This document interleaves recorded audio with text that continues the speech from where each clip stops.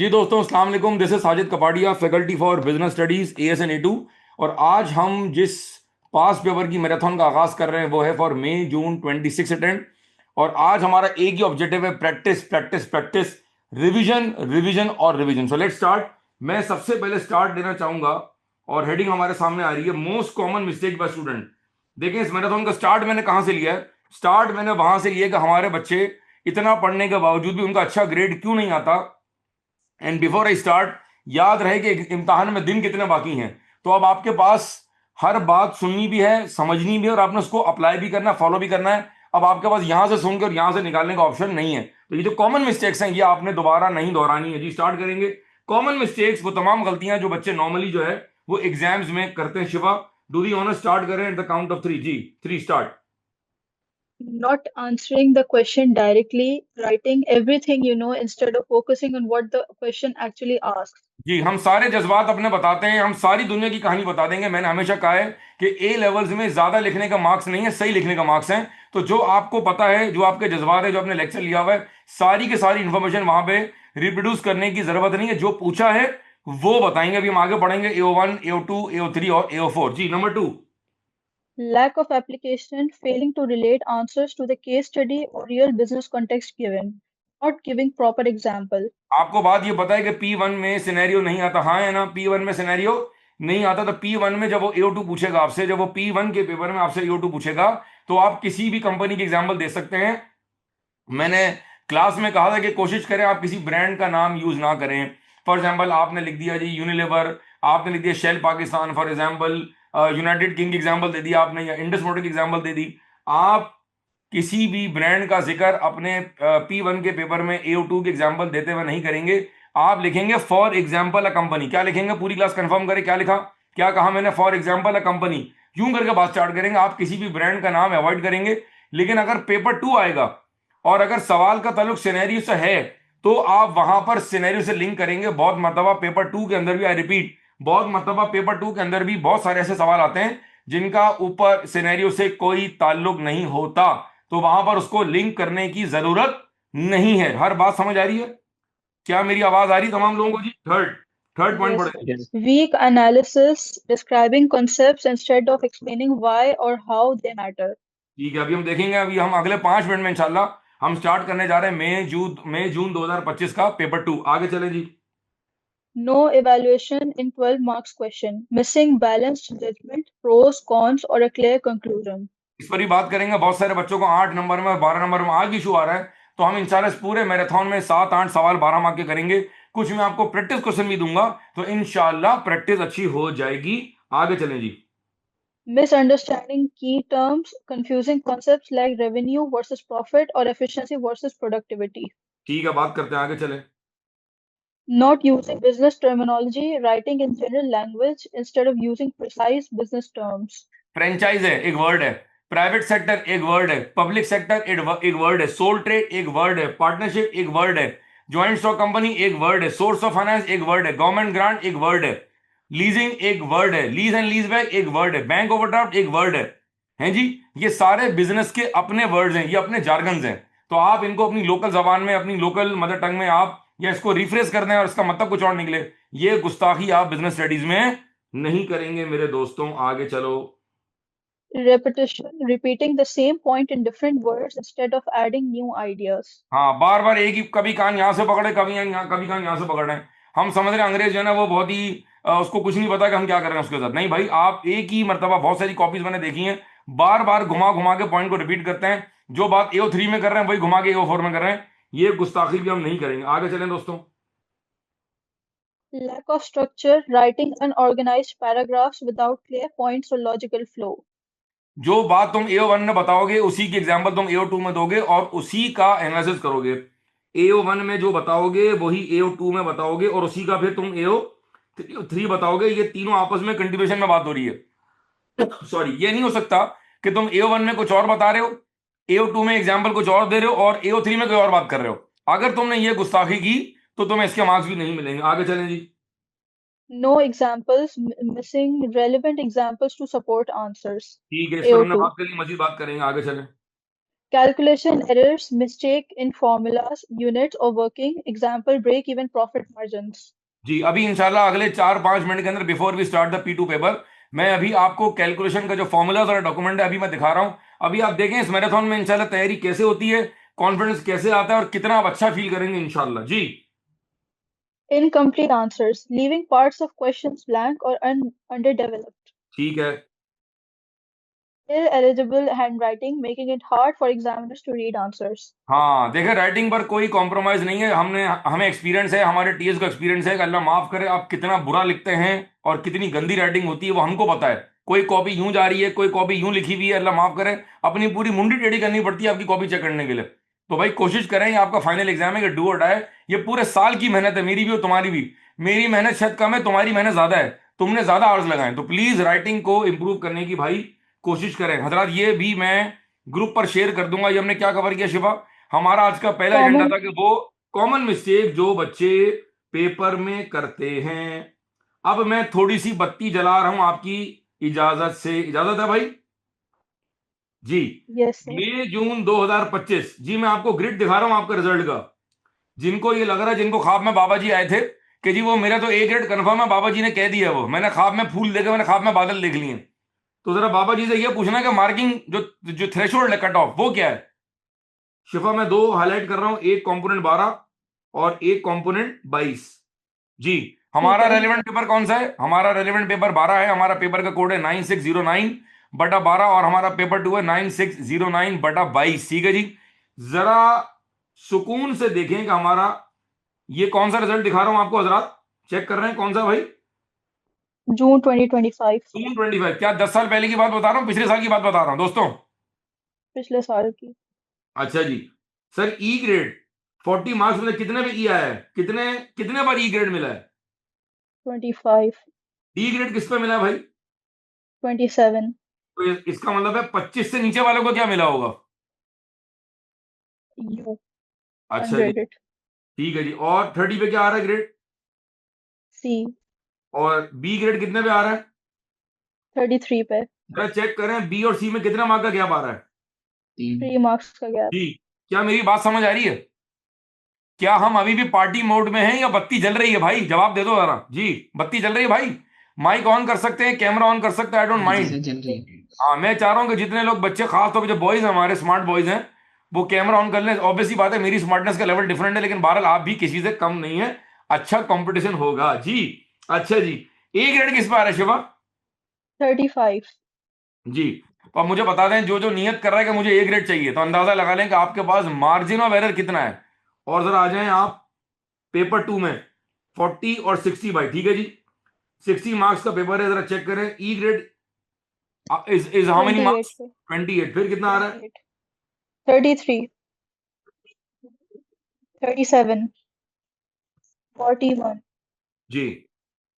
46, तो ऐसा लग रहा है कि P2 जो है उसका ग्रेड थ्रेशोल्ड कुछ बेहतर लग रहा है मुझे, ऐसा है। बिल्कुल ऐसे ही। अगर मैं परसेंटेज निकाल लूं तो 35 डिवाइड बाय 40, तो यहां पर जो ए ग्रेड बन रहा है दोस्तों, यहां पर जो ए ग्रेड बन रहा है वो बन रहा है 87.5% के ऊपर। और अगर मैं P2 की बात करूं तो यहां ए ग्रेड बन रहा है 46 डिवाइड बाय 60, यहां बन रहा है 76% के ऊपर। क्या मेरी बात समझ आ रही है, 76.67। इसका मतलब है कहां ग्रेड अच्छा लेना आसान लग रहा है, अपेरेंटली अपेरेंटली। पेपर 2 में सर। जी पेपर 2 में। क्या यहां पर किसी का कोई सवाल है भाई, कोई सवाल है यहां पर भाई, जबरदस्त। आए जी मैं आपको एक और दिखाता हूं, ये मैंने आपको दिखाया, अब देखें जी। नवंबर 2025, आपको पता है साल में दो अटेम्प्ट्स होती हैं नॉर्मली, मई जून और अक्टूबर नवंबर जी। शिवा स्क्रीन दिख रही है आपको बेटा, जी जी दिख रही है। जी बहुत आला बहुत आला। अब नहीं दिखेगा तो कब दिखेगा भाई। अच्छा जी। चलें जी, जरा यहां बताएं जी, यहां ए ग्रेड कितने मार्क्स पर आया है नवंबर 25 में, 36 पे A, और यहां पर अगर हम चेक करें तो P2 में ए ग्रेड कितने मार्क्स पर आया है। 42, इसका मतलब है ये अगर आप पिछला अटेम्प्ट देखें तो कितने मार्क्स पे ए ग्रेड आया था, 46 पे आया था। 46 पर आया था। ऐसा ही है दोस्तों, श्याम भाई 46 पे आया था ए ग्रेड मई जून 25 में। जी सर। जी ऐसा ही है भाई। और पिछले वाले मई जून में पेपर 1 में ए ग्रेड कितने पे आया था, 30 33 35 पे नहीं आया था, ऐसा ही है। 35 इसका पे आया था, मतलब है यस यस। ये कट ऑफ जो है ये ऊपर नीचे होगा, वेरी करेगा। आपने कोशिश करनी है कि कट ऑफ जो भी हो, आपका ग्रेड क्या आना चाहिए भाई?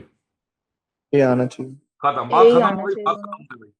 जी हजरात, वो शाहकार जिसका हमें इंतजार था, क्या स्क्रीन दिख रही है भाई? में। जी दिख रही है। जी, ये मैं सारे उस पर डाल दूंगा। ये हैं सारी कैलकुलेशंस, जितने हमारे P2 के फॉर्मूले हैं, ये सारे मैंने आपकी मोहब्बत में एक जगह कर दिए हैं।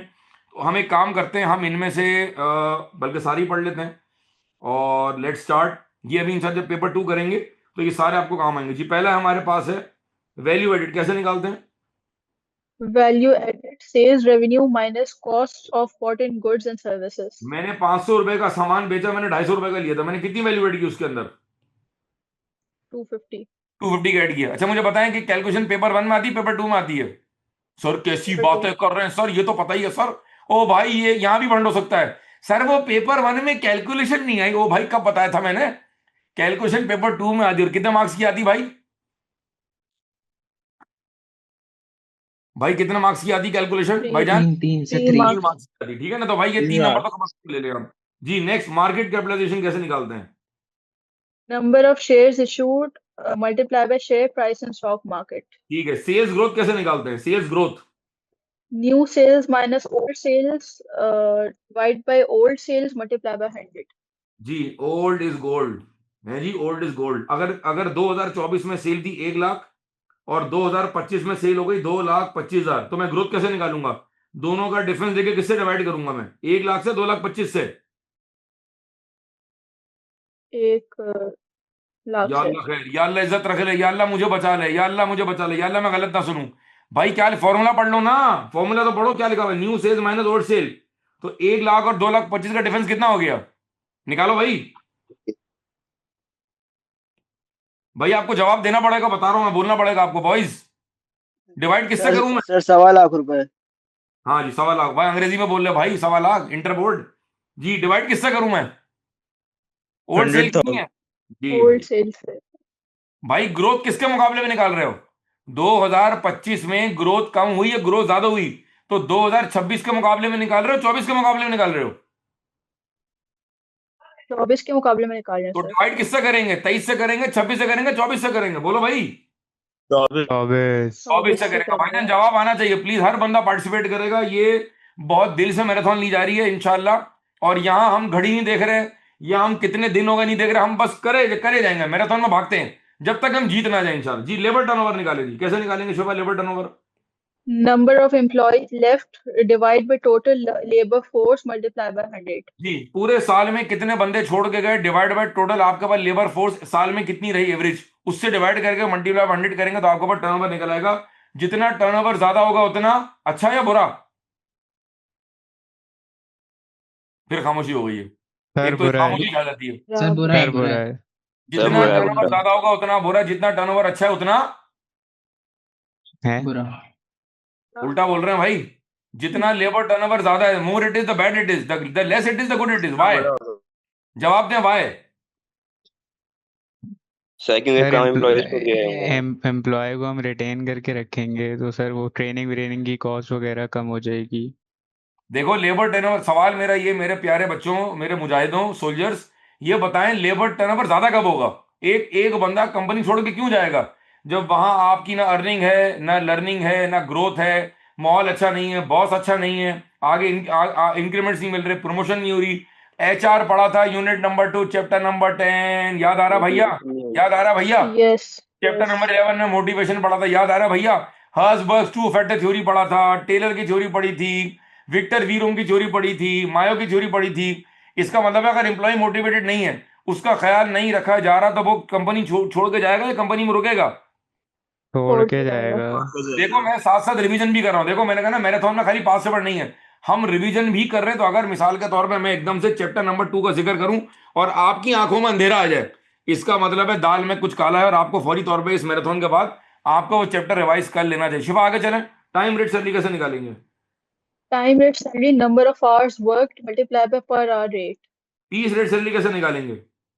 Number of units produced multiply by rate per unit. जी, जरा मुझे बताएं कि पीस रेट पर चैप्टर नंबर 11 के अंदर मोटिवेशन में किस थ्योरी में पीस रेट का जिक्र आ रहा है, और वो कौन सा इकोनॉमिस्ट है, वो कौन सा मैनेजमेंट कंसल्टेंट है, वो कौन सा थ्योरिस्ट है जिसने पीस रेट को ज्यादा मान सम्मान दिया है? ये इशारा दे रहा हूं मैं। हर्जबर्ग ने कहा है, विक्टर वी रोम ने कहा है, टेलर ने कहा है? जी जवाब दें। Maslow. Maslow sir, Maslow. Maslow ने तुम्हें कहा होगा, मुझे तो नहीं कहा। एक मिनट सर रुको, टेलर अपना ने कहा है। रुको, मैं बात कर रहा हूं। मैस्लो, अरे ओ मैस्लो, फोन नहीं उठा रहा भाई। ओ भाई, टेलर में पढ़ा था हमने, याद है? इकोनॉमिक मैन थ्योरी में क्या पढ़ा था? जितना आउटपुट ज्यादा होगा उतनी सैलरी क्या होनी चाहिए? ज्यादा होनी चाहिए। ज्यादा। भाई टेलर की थ्योरी, मसला ये है कि बहुत सारे बच्चे दोनों जगहों पर क्लास में नहीं आए थे। टेलर की थ्योरी जाकर पढ़ लें। Taylor is an advocate of piece rate salary या पीस रेट सिस्टम। जी, कमीशन कैसे निकालेंगे Shiva? Revenue multiply by commission percent. ठीक है, आगे चले भाई। मार्केट शेयर कैसे निकालेंगे? Business sales divide by total market sales multiply by 100। अच्छा, ये बिजनेस सेल कौन सी, किसकी सेल? मिसाल के तौर पे हम एग्जांपल दे रहे हैं, सवाल में दिया हुआ है यूनिलीवर की सेल है और शेल पाकिस्तान की सेल है। ठीक है जी। अच्छा, ये लाइक वर्सेस लाइक नहीं, मैं एग्जांपल बिल्डअप कर रहा हूं कि हमारे पास सवाल में इनकी सेल भी दी हुई है, उनकी सेल भी दी हुई है, और हमारे पास टोटल मार्केट सेल भी दी हुई है। अब मुझे शेल की मार्केट शेयर निकालना, तो मैं क्या करूंगा? शेल की sale divide by total market sale multiply by 100, क्या निकल आएगा? शेल का मार्केट शेयर निकल आएगा। जैसे जे डॉट का मार्केट शेयर है, खाड़ी का मार्केट शेयर है, माय फेवरेट बीवाईडी का मार्केट शेयर है, एक जमाने में इंडस का मार्केट शेयर था, ठीक है जी, बाटा का मार्केट शेयर वगैरह वगैरह। जी, मार्केट ग्रोथ कैसे निकालेंगे भाई? New market size minus old market size divide by old market size multiply by 100। Old market size से डिवाइड क्यों किया हुआ है? क्योंकि जब आप मार्केट ग्रोथ निकालेंगे तो नए को पुराने से कंपेयर करेंगे ना, तो जिससे कंपेयर करेंगे हमेशा डिनोमिनेटर में वो आएगा। तो new market size minus old market size divided by old market size multiply by 100, तो परसेंटेज निकल आएगा। जी, मार्केट साइज कैसे निकालेंगे? Market size sales of business A plus business B plus business C. क्या मतलब है मार्केट साइज का? और मार्केट साइज कहां पढ़ा था? मार्केट साइज पढ़ा था चैप्टर नंबर 17 यूनिट नंबर 3। याद आ रहा है दोस्तों? सर भाईजान याद आ मार्केटिंग रहा है? में, यस हाँ। यस। अच्छा, आज मैं आपको चैप्टर नंबर, आज मैं बताऊंगा रिकैप कैसे होता है। आज मैं आपको सिखाऊंगा थ्योरी रिवाइज कैसे होती है। मैं सिखाऊंगा आपको, मुझे 22-23 साल थ्योरी पढ़ाते हो गए। आज मैं बताऊंगा कि थ्योरी का रिवीजन कैसे होगा। Will start from chapter number 29। जी, कैसे निकालेंगे लेबर प्रोडक्टिविटी? जी शिवा पढ़े। Output produced divide by number of workers. ठीक है जी। कैपेसिटी यूटिलाइजेशन कहां पढ़ा था हमने दोस्तों? कहां पढ़ा था? यूनिट नंबर,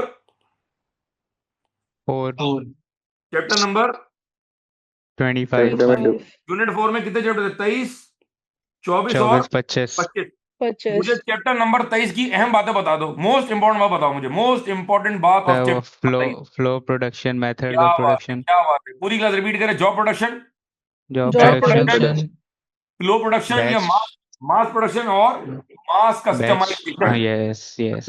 24 की अहम बात बताओ, 24 की अहम बात बताओ, 24 सर की। इन्वेंट्री मैनेजमेंट, इन्वेंट्री मैनेजमेंट में इन्वेंट्री हमने होल्डिंग पढ़ी थी, रीऑर्डर लेवल पढ़ा था, ईओक्यू पढ़ा था, सेफ्टी स्टॉक पढ़ा था।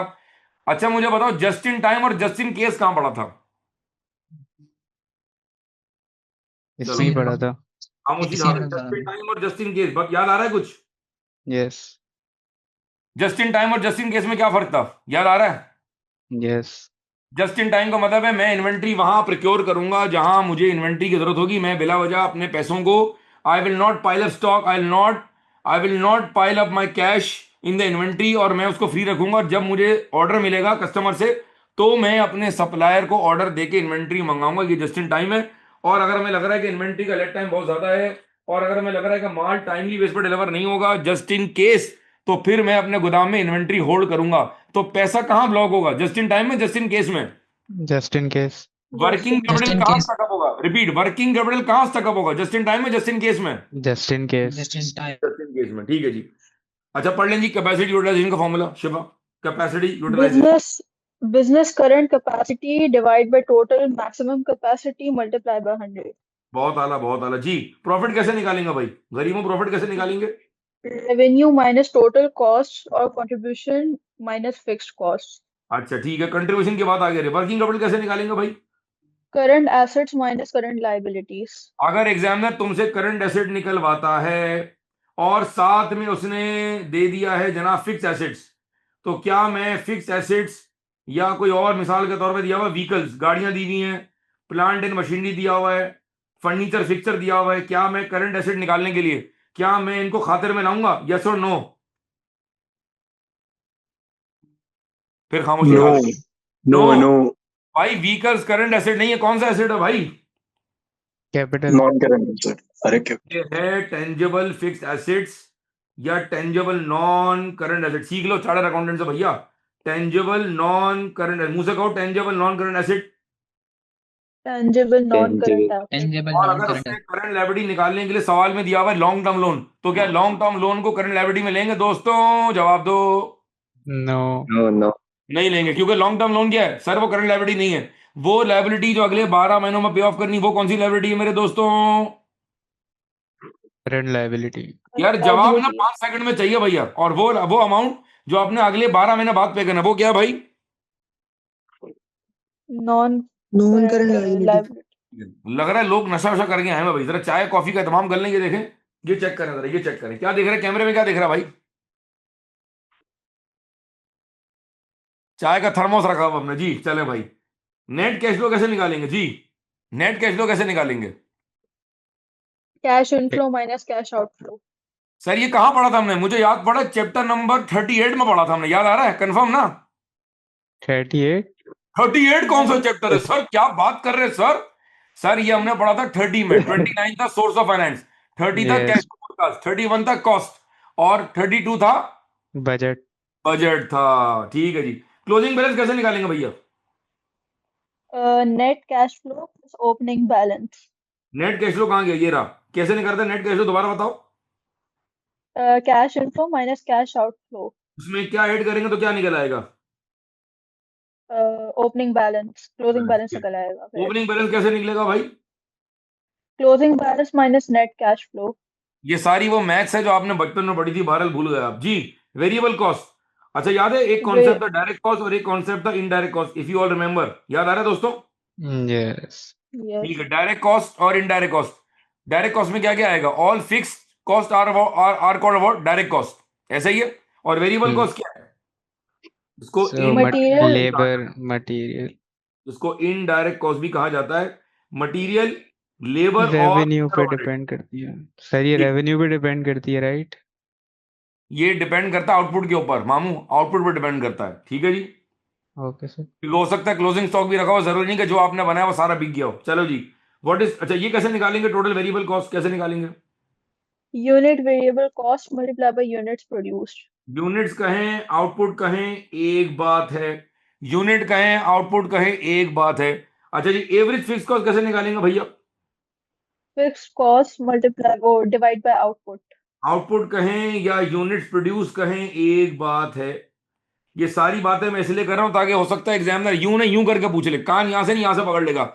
और आप कह रहे सर वहां तो यूनिट्स प्रोड्यूस था, आपने तो मैराथन में आउटपुट बताया था, तो मैं तो छोड़ के आ गया सर जी। हैं जी? तो सर जी फिर क्या करेंगे? सर जी ये गर्म चाय अपनी आंखों में डाल देंगे। Fix cost divide by fix cost divide bye क्या? जवाब दो भाई।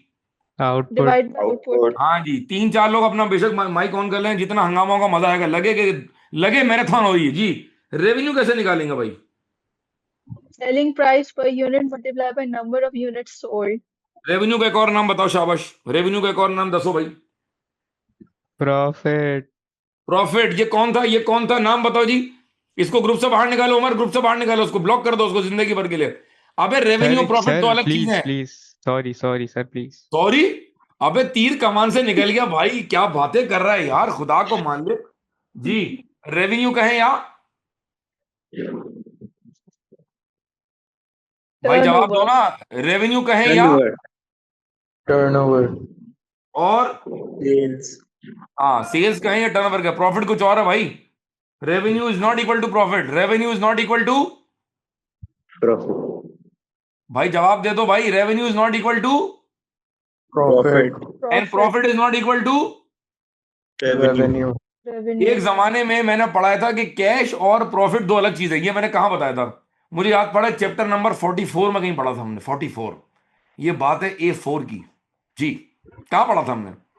कैश और प्रॉफिट दो अलग चीज हैं, कहाँ पढ़ा था ये? बताएं शिफा मुझे। अल्लाह अकबर, फाइनेंस के अल्लाह चैप्टर में पढ़ा था, अल्लाह अकबर। सोर्सेज ऑफ सर ये फाइनेंस में हमने पढ़ा था। नहीं, अब बस बस कर दो, टाइम खत्म हो गया। चैप्टर नंबर 29 में पढ़ा था। कैश फ्लो कुछ और है, प्रॉफिट कुछ और है, ये कहाँ पढ़ा था? चैप्टर नंबर 29 9 में पढ़ा था। चलें जी, कंट्रीब्यूशन कैसे निकालते हैं? Unit contribution, unit selling price minus unit variable cost.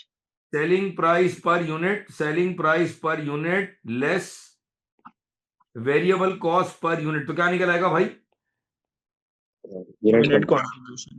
जी, ये निकल आया सीएम पर यूनिट। क्या निकला है दोस्तों, बुजुर्गों? CM सीएम पर per यूनिट। ठीक है, टोटल कंट्रीब्यूशन कैसे निकालोगे भाई? Revenue Revenue minus variable cost. देखो ये 3 नंबर ना लाजमी लेने हैं भाई, इस पे कोई समझौता नहीं। और हमने देख लिया कि P2 में स्कोर करना आसान है, P2 का थ्रेशोल्ड बेहतर है। बात समझ आ रही है जी? अगला पढ़ें जी। Total cost, variable cost plus fix cost. ठीक है, या यूं कहें, इसको यूं भी कह सकते हैं, total cost is equal to direct cost plus indirect cost. बात समझ आ रही है? क्या बात समझ आ रही है? डायरेक्ट कॉस्ट में ये आ गया और इनडायरेक्ट कॉस्ट में क्या आएगा?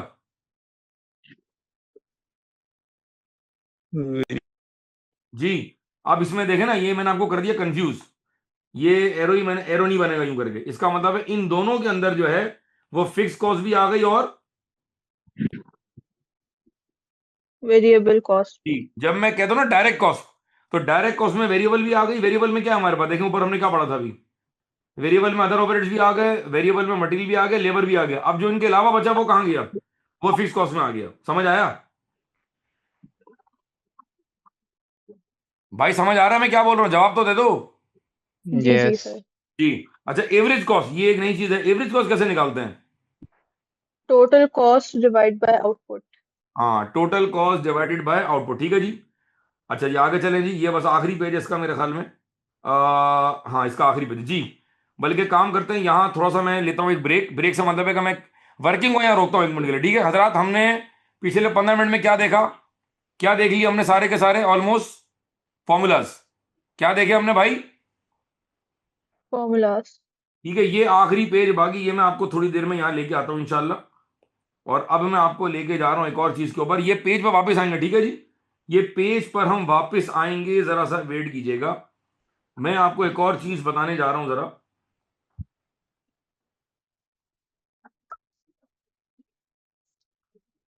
जी, क्या मेरी स्क्रीन दिख रही है दोस्तों?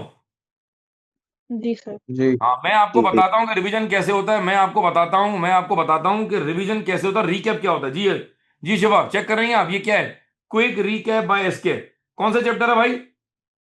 बिजनेस चैप्टर फाइनेंस 29 हाँ, अब बिजनेस देखें फाइनेंस। रिकैप क्या होता है। देखें मेरी बात समझे, एक तो मैंने आपको क्लास में पढ़ाया, फिर आपने उसको घर में रिवाइज किया, फिर मैंने आपको एक समरी दी। समरी समझेंगे, अगर 18 पेज का मेन डॉक्यूमेंट था तो 18 पेज से मैंने कर दिया 14-15 पेज।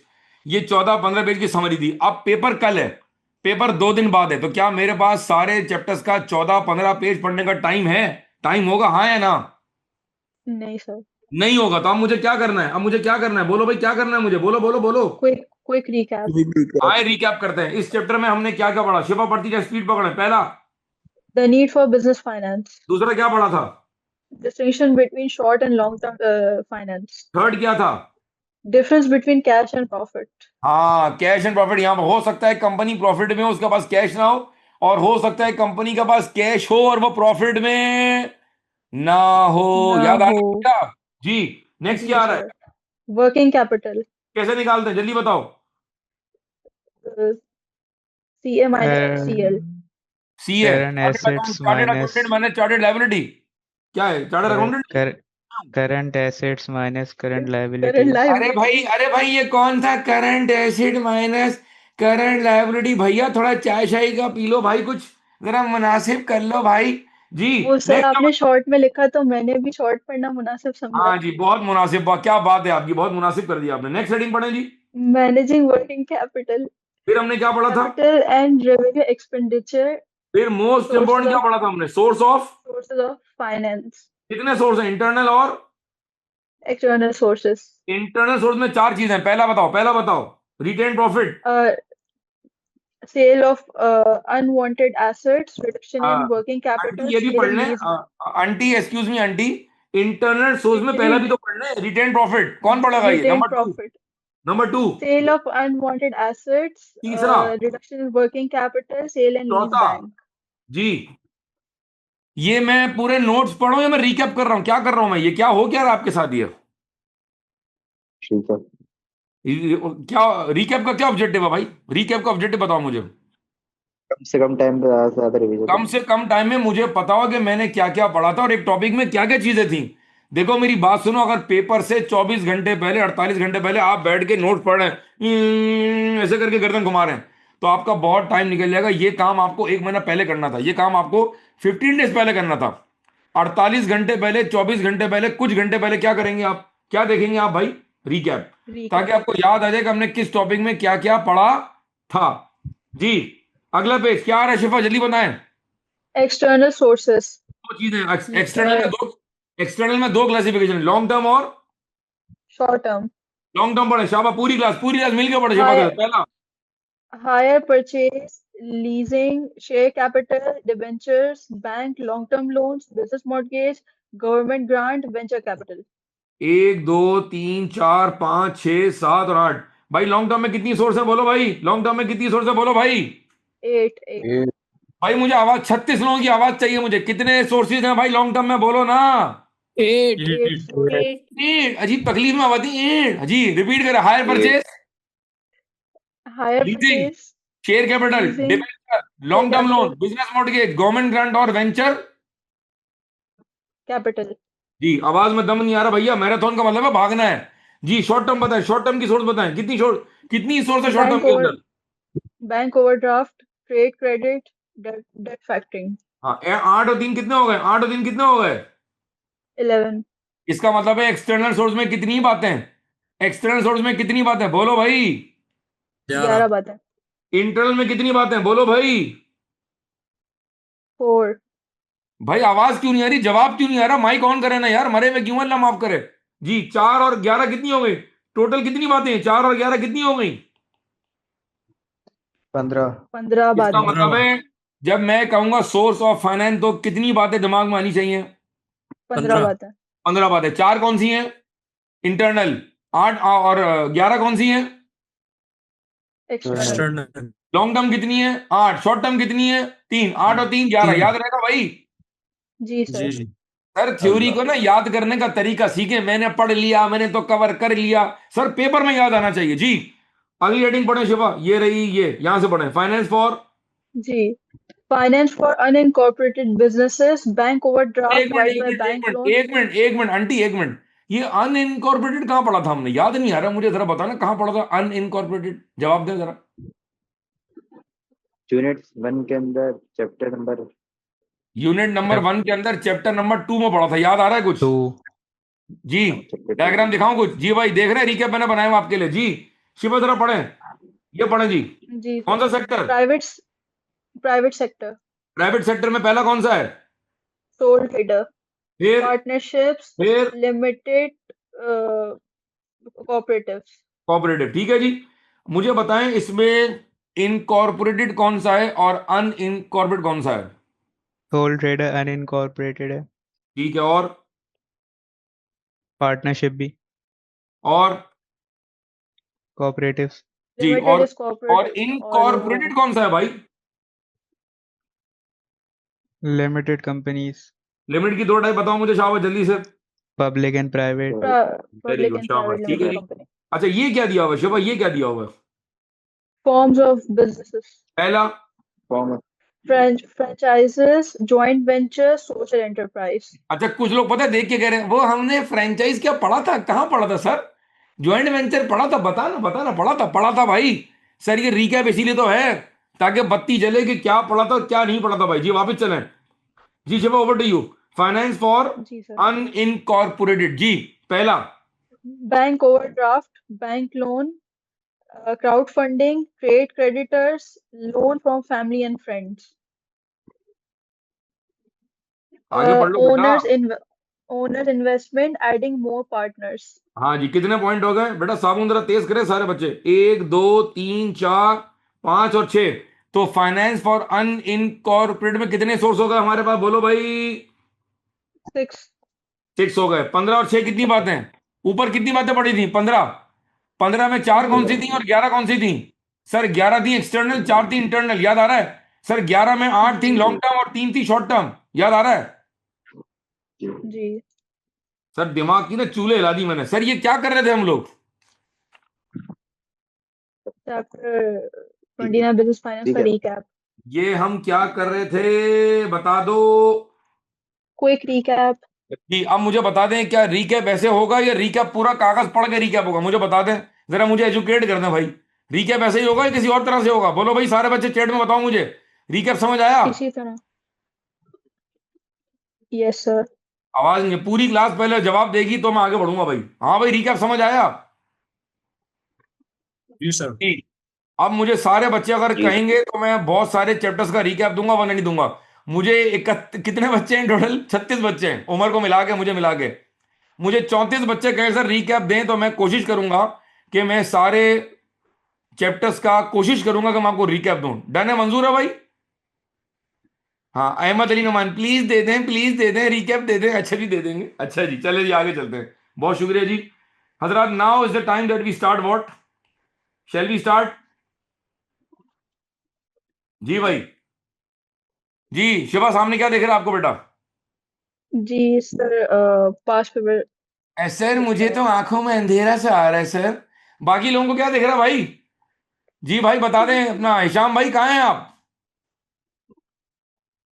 हिशाम भाई चले गए, मेरे ख्याल में उनकी दवाई का टाइम हुआ था। जी रेहान मलिक आवाज आ रही है? सारिम, ओ हो सारिम भाई मौजूद हैं। सारिम भाई स्क्रीन पे क्या दिख रहा है आपको भाई?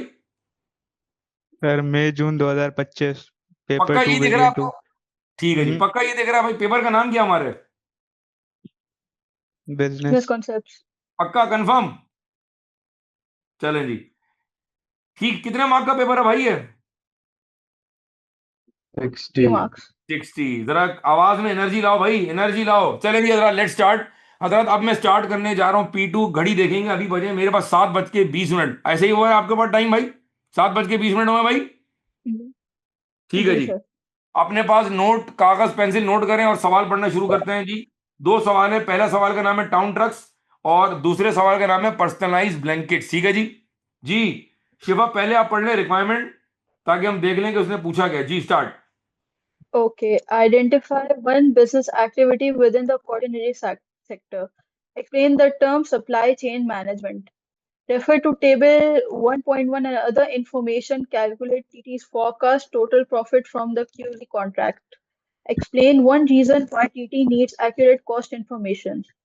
Analyze two advantages to TT of improving diversity and equality in the workplace. Evaluate the usefulness of digital promotion to TT when targeting small online retailers. ठीक है जी।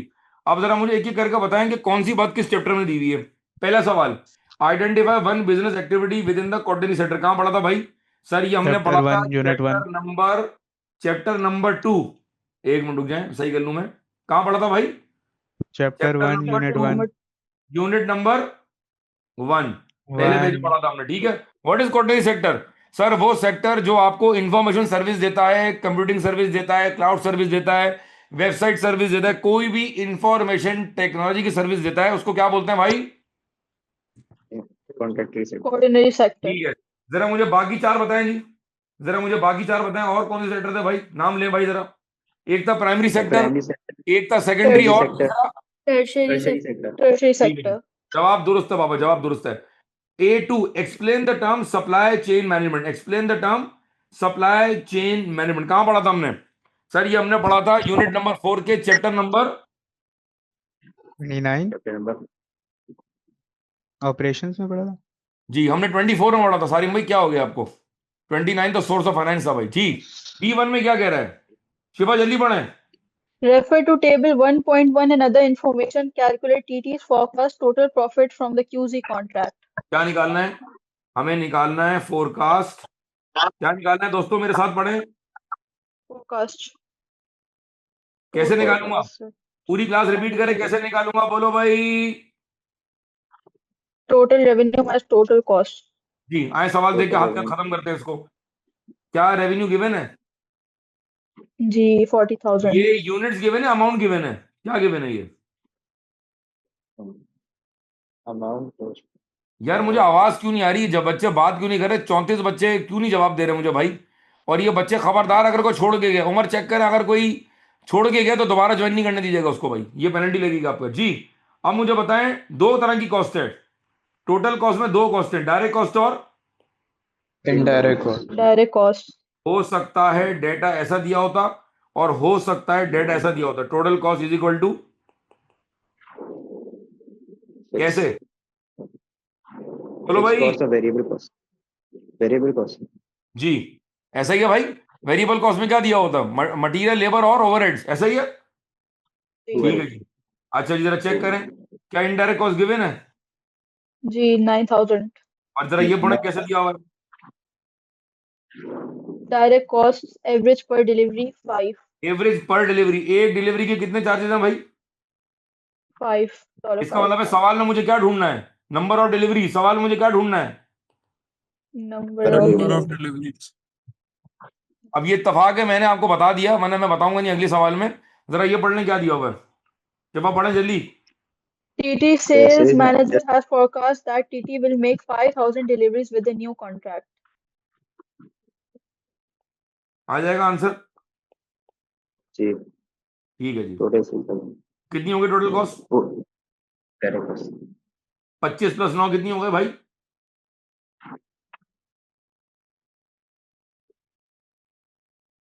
25 + 9,000 कितना हो गया? 25 + 9 भाई,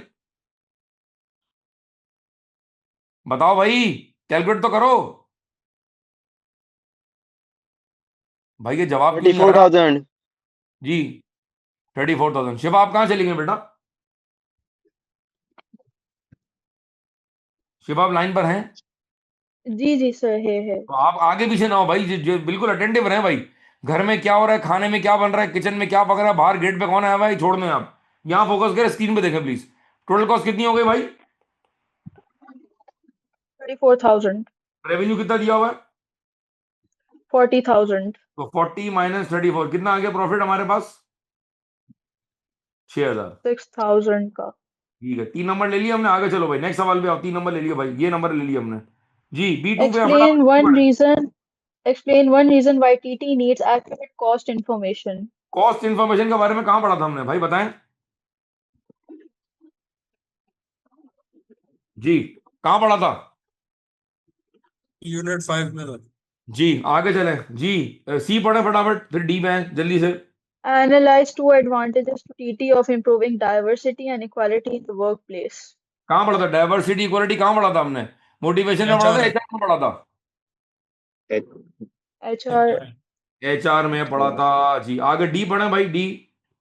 Evaluate the usefulness of digital promotion to TT when targeting small online retailers. ठीक है जी। आए सवाल पढ़ते हैं जी फटाफट, बगैर टाइम वेस्ट के जी। शिवा स्टार्ट, बल्कि काम करें, रुक जाएं। आप थोड़ा सा ब्रेक लें। आप माशाल्लाह डे उससे पढ़ी हैं, पूरी तवानाई से पढ़ी हैं। सारिम लाइन पर हो बेटा, सारिम क्रीडो कॉलेज।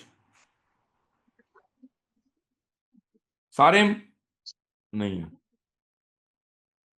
ठीक है जी। सर मैं पढ़ लेती हूँ. There is no issue. नहीं, मैं चाह रहा हूँ कि लोग पार्टिसिपेट करें, आपकी ग्रेटनेस है। अहमद अली नोमान है, Ahmad Ali Noman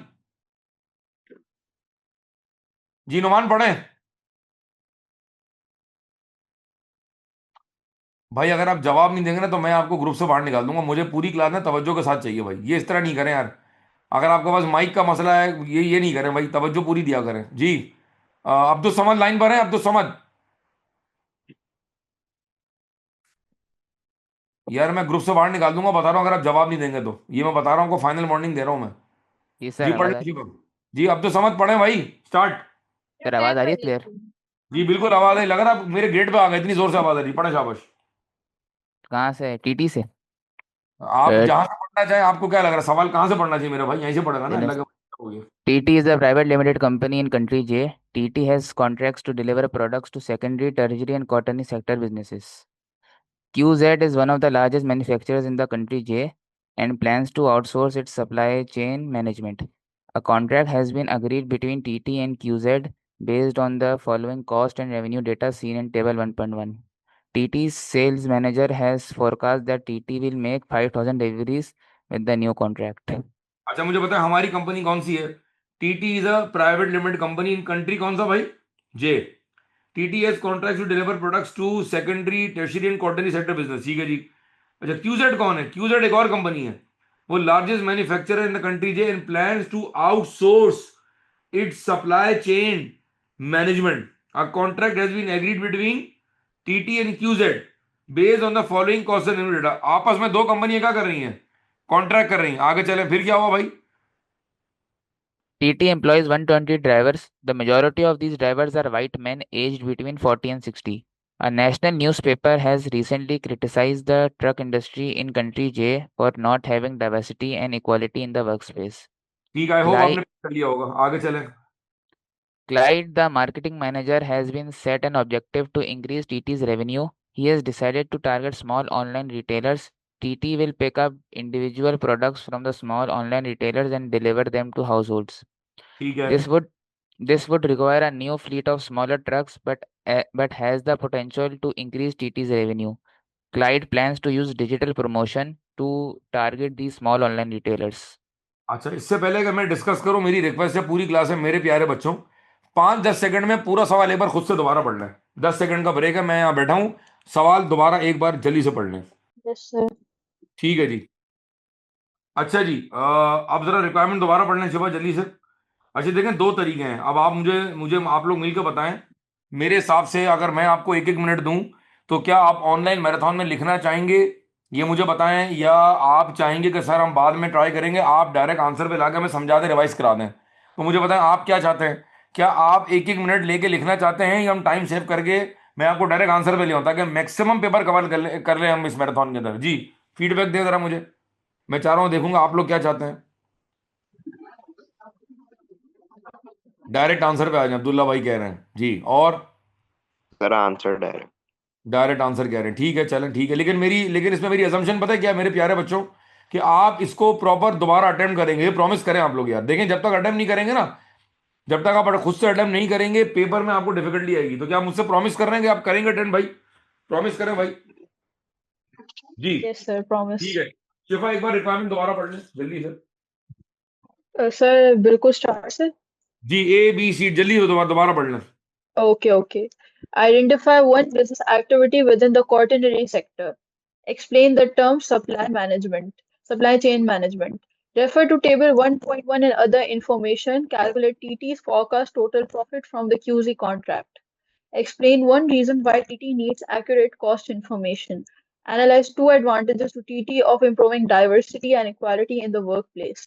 Evaluate the usefulness of digital promotion to TT when targeting small online retailers. ठीक है, जरा अगर मैं आपको दोबारा मार्किंग स्कीम रिवाइज करा दूं तो मेरे ख्याल में आपको याद आ जाना चाहिए जी। हमारे पास है 1 नंबर में क्या आएगा भाई? AO1 knowledge. 3 नंबर में क्या था भाई?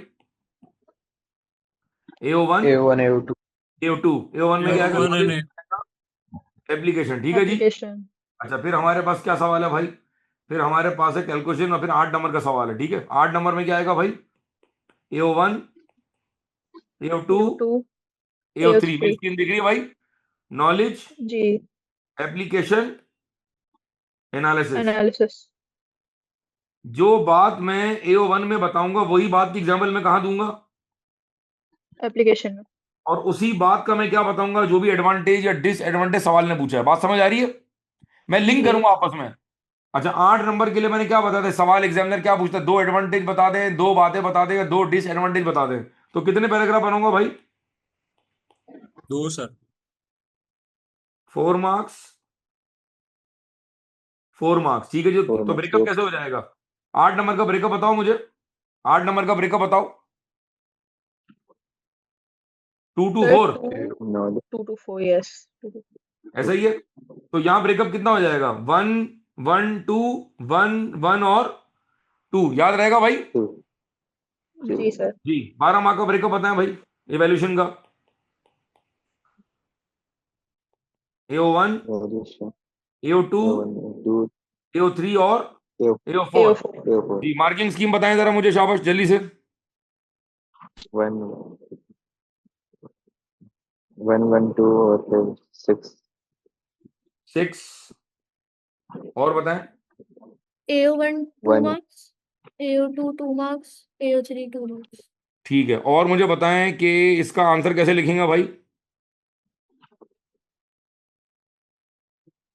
जब मैं इसका आंसर लिखूंगा तो मैं कैसे लिखूंगा, याद है मैंने क्या बताया था, कितने पैराग्राफ बनाऊंगा मैं यस 12 मार्क के ड्राफ्टिंग में सर ने बताया था कि सर हम 3 पैराग्राफ बनाएंगे। कौन से 3 पैराग्राफ बनाएंगे भाई?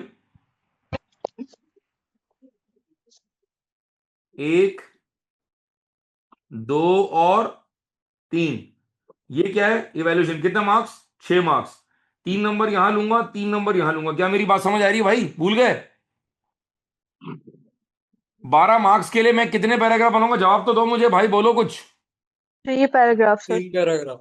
3 पैराग्राफ बनाऊंगा। ये देखें, ये बातें मैं दोबारा दोहरा रहा हूं, मुझे पता है आपको पता होंगी। इतनी बार दोहरा लेंगे रटिए तक एग्जाम में गलतियां हो जी। सवाल पे दोबारा था, क्या मैं आंसर पे ले आऊं आपको दोबारा? एक काम करें, इसका जरा, बल्कि मैं ही तस्वीर ले लेता हूँ उसकी। रुक जाए भाई, ये मैं ग्रुप पे डाल रहा हूँ। ये ले। ठीक है जी, मैंने ग्रुप पर डाल दिया है। अब मैं इसका निकाल रहा हूँ आंसर। कौन सा अटेम्प्ट है भाई हमारा? ये मई जून 25, वेरिएंट नंबर 22। ठीक है जी, आए जी। जी भाई Shiva, over to you. Start. जी पहला सर. सवाल क्या था? One. पहला सवाल के मैं सवाल, रुक जा, सवाल मैं पढ़ लेता हूँ, सवाल मैं पढ़ लेता हूँ। पहला सवाल था भाई, identify one business activity with in the quaternary sector. 1 number का सवाल है जिसमें मुझे कोई एग्जांपल देने की जरूरत नहीं है। जी शिवा पढ़े। नहीं. One business activity within the quaternary sector is research and development. क्या ये आंसर पत्थर पे लकीर है, ये मैं और भी कोई लिख सकता हूँ? जवाब दो भाई पाकिस्तानियों। क्या ये पत्थर पे सवाल आंसर लकीर. पत्थर पे लकीर है, ये मैं और भी लिख सकता हूँ उसके अंदर? और भी ले सकते हैं तो और क्या भी क्या है। लिख सकता हूँ बताओ मुझे। वेब डिजाइनिंग लिख सकते हो, कंप्यूटिंग सर्विस लिख सकते हो, क्लाउड क्लाउड जो है वो अपना क्लाउड सर्विस लिख सर सकते आई हो, थिंक और इसमें आईटी। इतना डिटेल करने की जरूरत नहीं. आई थिंक इतना ही. एक बात, एक जुमला, इसकी बात कर रहा हूं मैं, इसकी बात कर रहा हूं, इसकी बात कर रहा हूं मैं, इसकी बात कर रहा हूं मैं। जी जी. ओके ठीक ओके. है ना भाई, इसकी बात कर रहा हूं मैं। ठीक है, अगर मैं इसकी जगह लिख देखिए दूं, सर, अगर मैं इसकी जगह लिख दूं information tech services, information technology services, तो क्या बात समझ आ रही है? जी खत्म देखिए होगी ना सर, ये बात? जो डेफिनेशंस हैं, ये एक सेम टू सेम लिखनी जरूरी तो नहीं होती ना। नहीं, मतलब बिल्कुल अगर जरूरी नहीं, चेंजेस बिल्कुल कर भी जरूरी दें तो नहीं, मसला तो नहीं होता। बिल्कुल जरूरी नहीं। जो आप लिख रहे हैं उसका सेंस बनना चाहिए जी। अगला सवाल, explain the term supply chain management. अच्छा, अगर मैं आपको सप्लाई चेन का एक बार डायग्राम दोबारा बताऊं, बहुत सारे बच्चे अक्सर कंफ्यूज जाते हैं, तो let me take this liberty. Supply chain, ठीक है जी, सप्लाई चेन मैनेजमेंट। मैं एक मैन्युफैक्चरिंग कंपनी हूं भाई, और मैं बनाता हूं, लेट से मैं बाटा हूं, या मैं सर्वे में जूते बनाता हूं। ठीक है जी, ये मेरे पास आ रहा है रॉ मटेरियल भाई। ठीक है जी, ये मेरे पास आता है रॉ मटेरियल, उसको मैं अपने गोदाम में स्टोर करता हूं, ये मेरा वेयर हाउस है। उसके बाद यहाँ मैन्युफैक्चरिंग होती है, मेरी फैक्ट्री है। जूते बनने के बाद जो है वो दोबारा एक गोदाम में जाता है, वेयर हाउस के अंदर, और यहाँ से मैं सारे अपनी गाड़ियों के जरिए मैं होलसेलर्स को पूरे पाकिस्तान में सप्लाई करता हूँ। क्या मेरी बात समझ आई है? यस. ये रहा इनपुट, और ये रहा यहाँ आउटपुट। इसका मतलब है कि मेरे सप्लायर के माल आने से लेके, वेयर हाउस में जाने से लेके, मैन्युफैक्चरिंग से लेके, उसको गोदाम में स्टोर करने से लेके, और एंड में कंज्यूमर तक पहुंचाने तक, is called what? Supply chain supply management. Chain management. अब अगर आपको यही नहीं पता है तो आप जितनी भी अंग्रेजी पढ़ने बेकार हो जाएगा जी।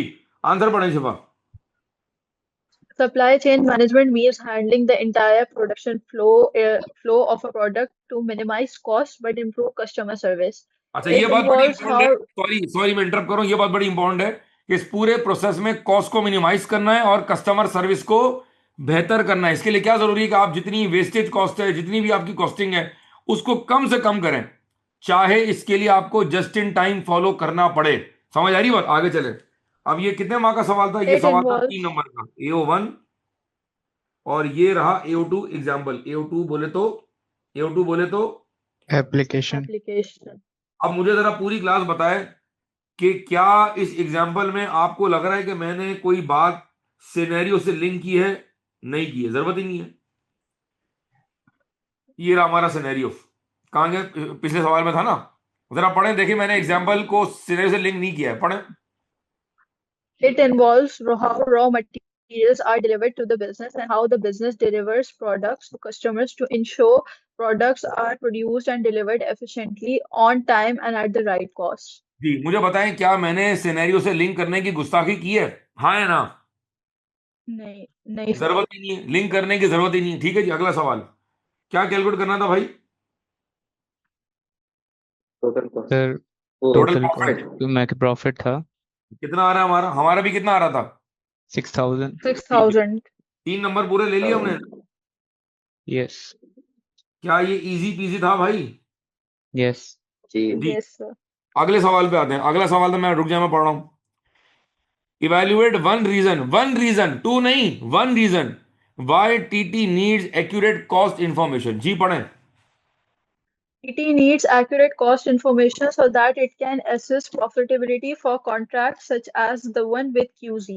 This means that if costs are underestimated, TT might charge too low price and make less profit or even a loss.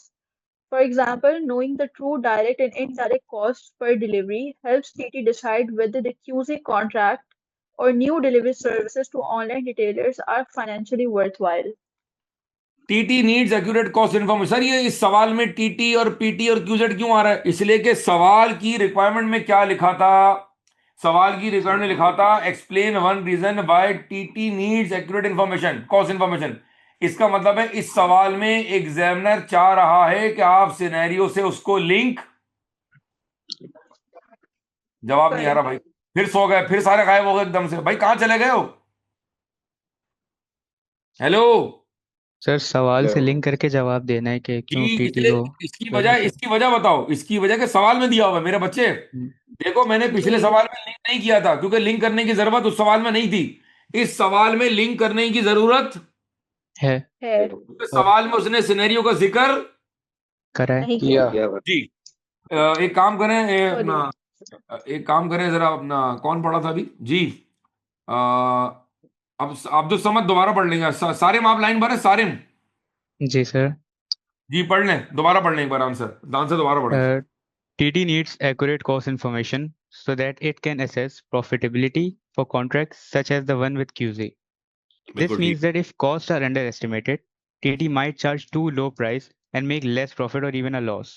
For For example, example, knowing the true direct and indirect costs per delivery helps TT decide whether the QZ contract or new delivery services to online retailers are financially worthwhile.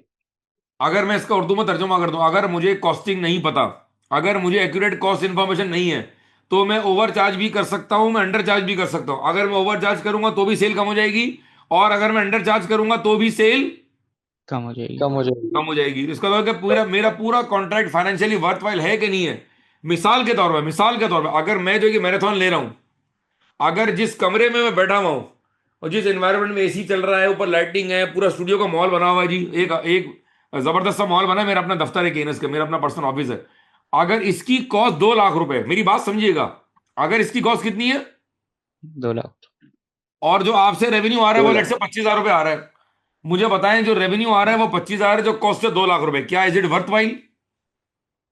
No बस ऐसी no. बात है। तो जो काम तुम और मैं That's it. आम जिंदगी में कर रहे हैं वो इस सवाल में दिया हुआ है। सी पर आते हैं जी।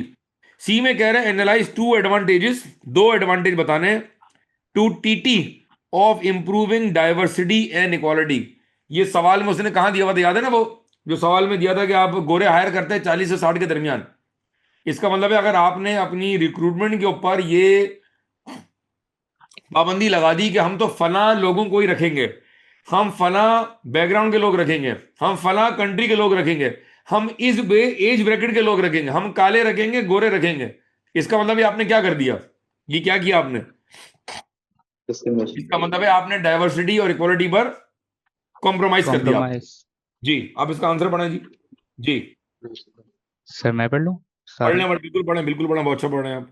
Diversity refers to the variety of differences among people in a workplace, such as differences in gender, age, ethnicity, religion, disability, or background, whereas equality means treating all employees fairly and giving them the same opportunities. One advantage to TT of improving diversity and equality in the workplace is that it could enhance the company's reputation. ठीक है। The trucking industry in country J has recently been criticized by a national newspaper for its lack of diversity. If TT takes action to recruit more women, young people, and employ from different ethnic backgrounds, it would show that the business is socially responsible. This could improve its public image, making it more attractive to customers such as QZ and all the new online retailers who may prefer to work with inclusive, ethical suppliers. A stronger reputation could therefore help TT win more contracts and increase revenue. ठीक। मेरे प्यारे बच्चों, मेरे नौजवानों, दिलों से करीब मेरे बच्चों, जरा सवाल को दोबारा देखें आप। क्या आपको AO1, AO2, AO3 समझ आ रहा है प्रॉपर? क्या बाइफरकेट किया हुआ मैंने? जी जी ठीक सर। है। मुझे बताएं, जो एग्जाम्पल दे रहा हूं क्या उसका ताल्लुक AO1 से है? हाँ। और जो मैं AO3 में उसका इंपैक्ट बता रहा हूं क्या उसका ताल्लुक AO2 से है? हाँ। ये नोट करें आप। अगर आपके आंसर का स्ट्रक्चर सही नहीं होगा तो आपको मार्क्स नहीं मिलेंगे। जो आपको आता है वो आपने लिख दिया, जो आपको समझ आ रहा है वो आपने लिख दिया, जितना आपको आता है आपने सारा लिख दिया, उसके मार्क्स आपको नहीं मिलेंगे। ये इंटर बोर्ड का इम्तिहान नहीं है भाई, ये इलेबस का इम्तिहान है। मैं पढ़ देता हूं। 1 एडवांटेज टू TT, इसका मतलब है क्या मैं अपने 8 नंबर के सवाल में जिसका ताल्लुक सिनेरियो से दिया हुआ है, क्या मैं सिनेरियो के कंपनी का नाम इस्तेमाल कर रहा हूं TT? हाँ या ना? Yes. ठीक है।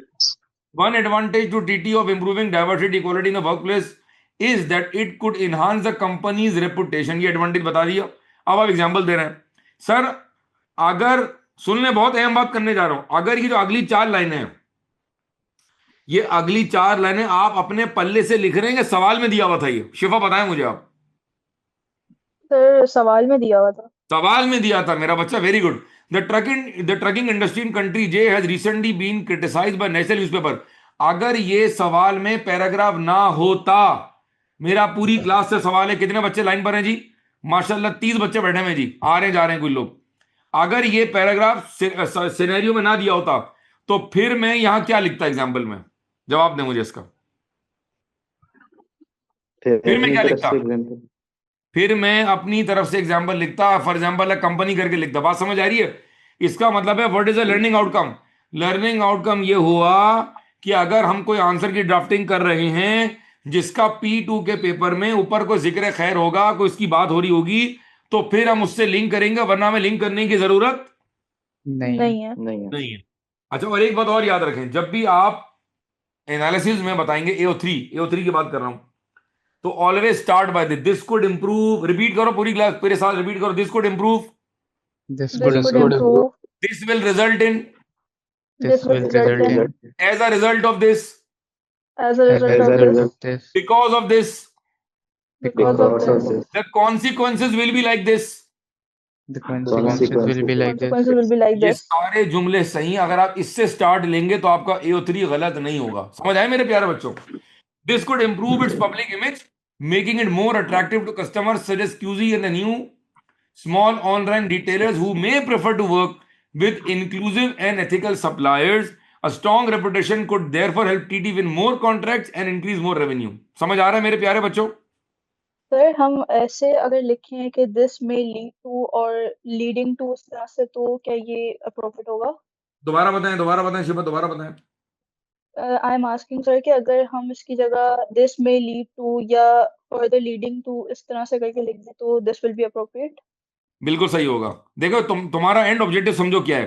तुम्हारा एंड ऑब्जेक्टिव है कि इससे मुझे क्या इंपैक्ट बताना है।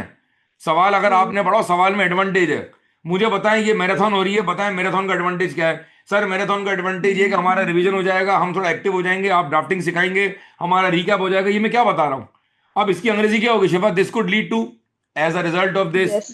Because of this, Yes. As a result. जो मुख्तलिफ जुमले हैं, एज लॉन्ग एज तुम एडवांटेज ही बता रही हो, तुम्हारे मार्क्स पूरे हैं। ठीक है जी? अच्छा, मैं अगला पॉइंट स्किप करके ना मैं डायरेक्ट आ रहा हूं 12 मार्क के सवाल के ऊपर, ताकि जरा हम एक और सवाल भी अटेंड कर लें। ऐसा ना हो कि आप जो है ना वो जल्दी थक जाएं। तो हमारा सवाल क्या था भाई? हमारा सवाल था जनाब, कहां गया सवाल जी? हमारा सवाल था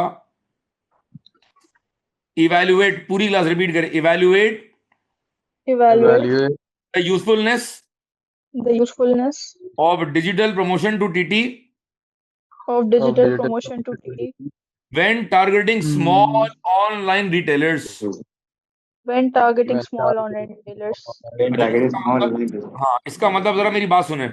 अगर मैं सवाल आपसे कहूं कि मुझे डिजिटल प्रमोशन के एडवांटेज बताएं, अब आपने क्या बताना है?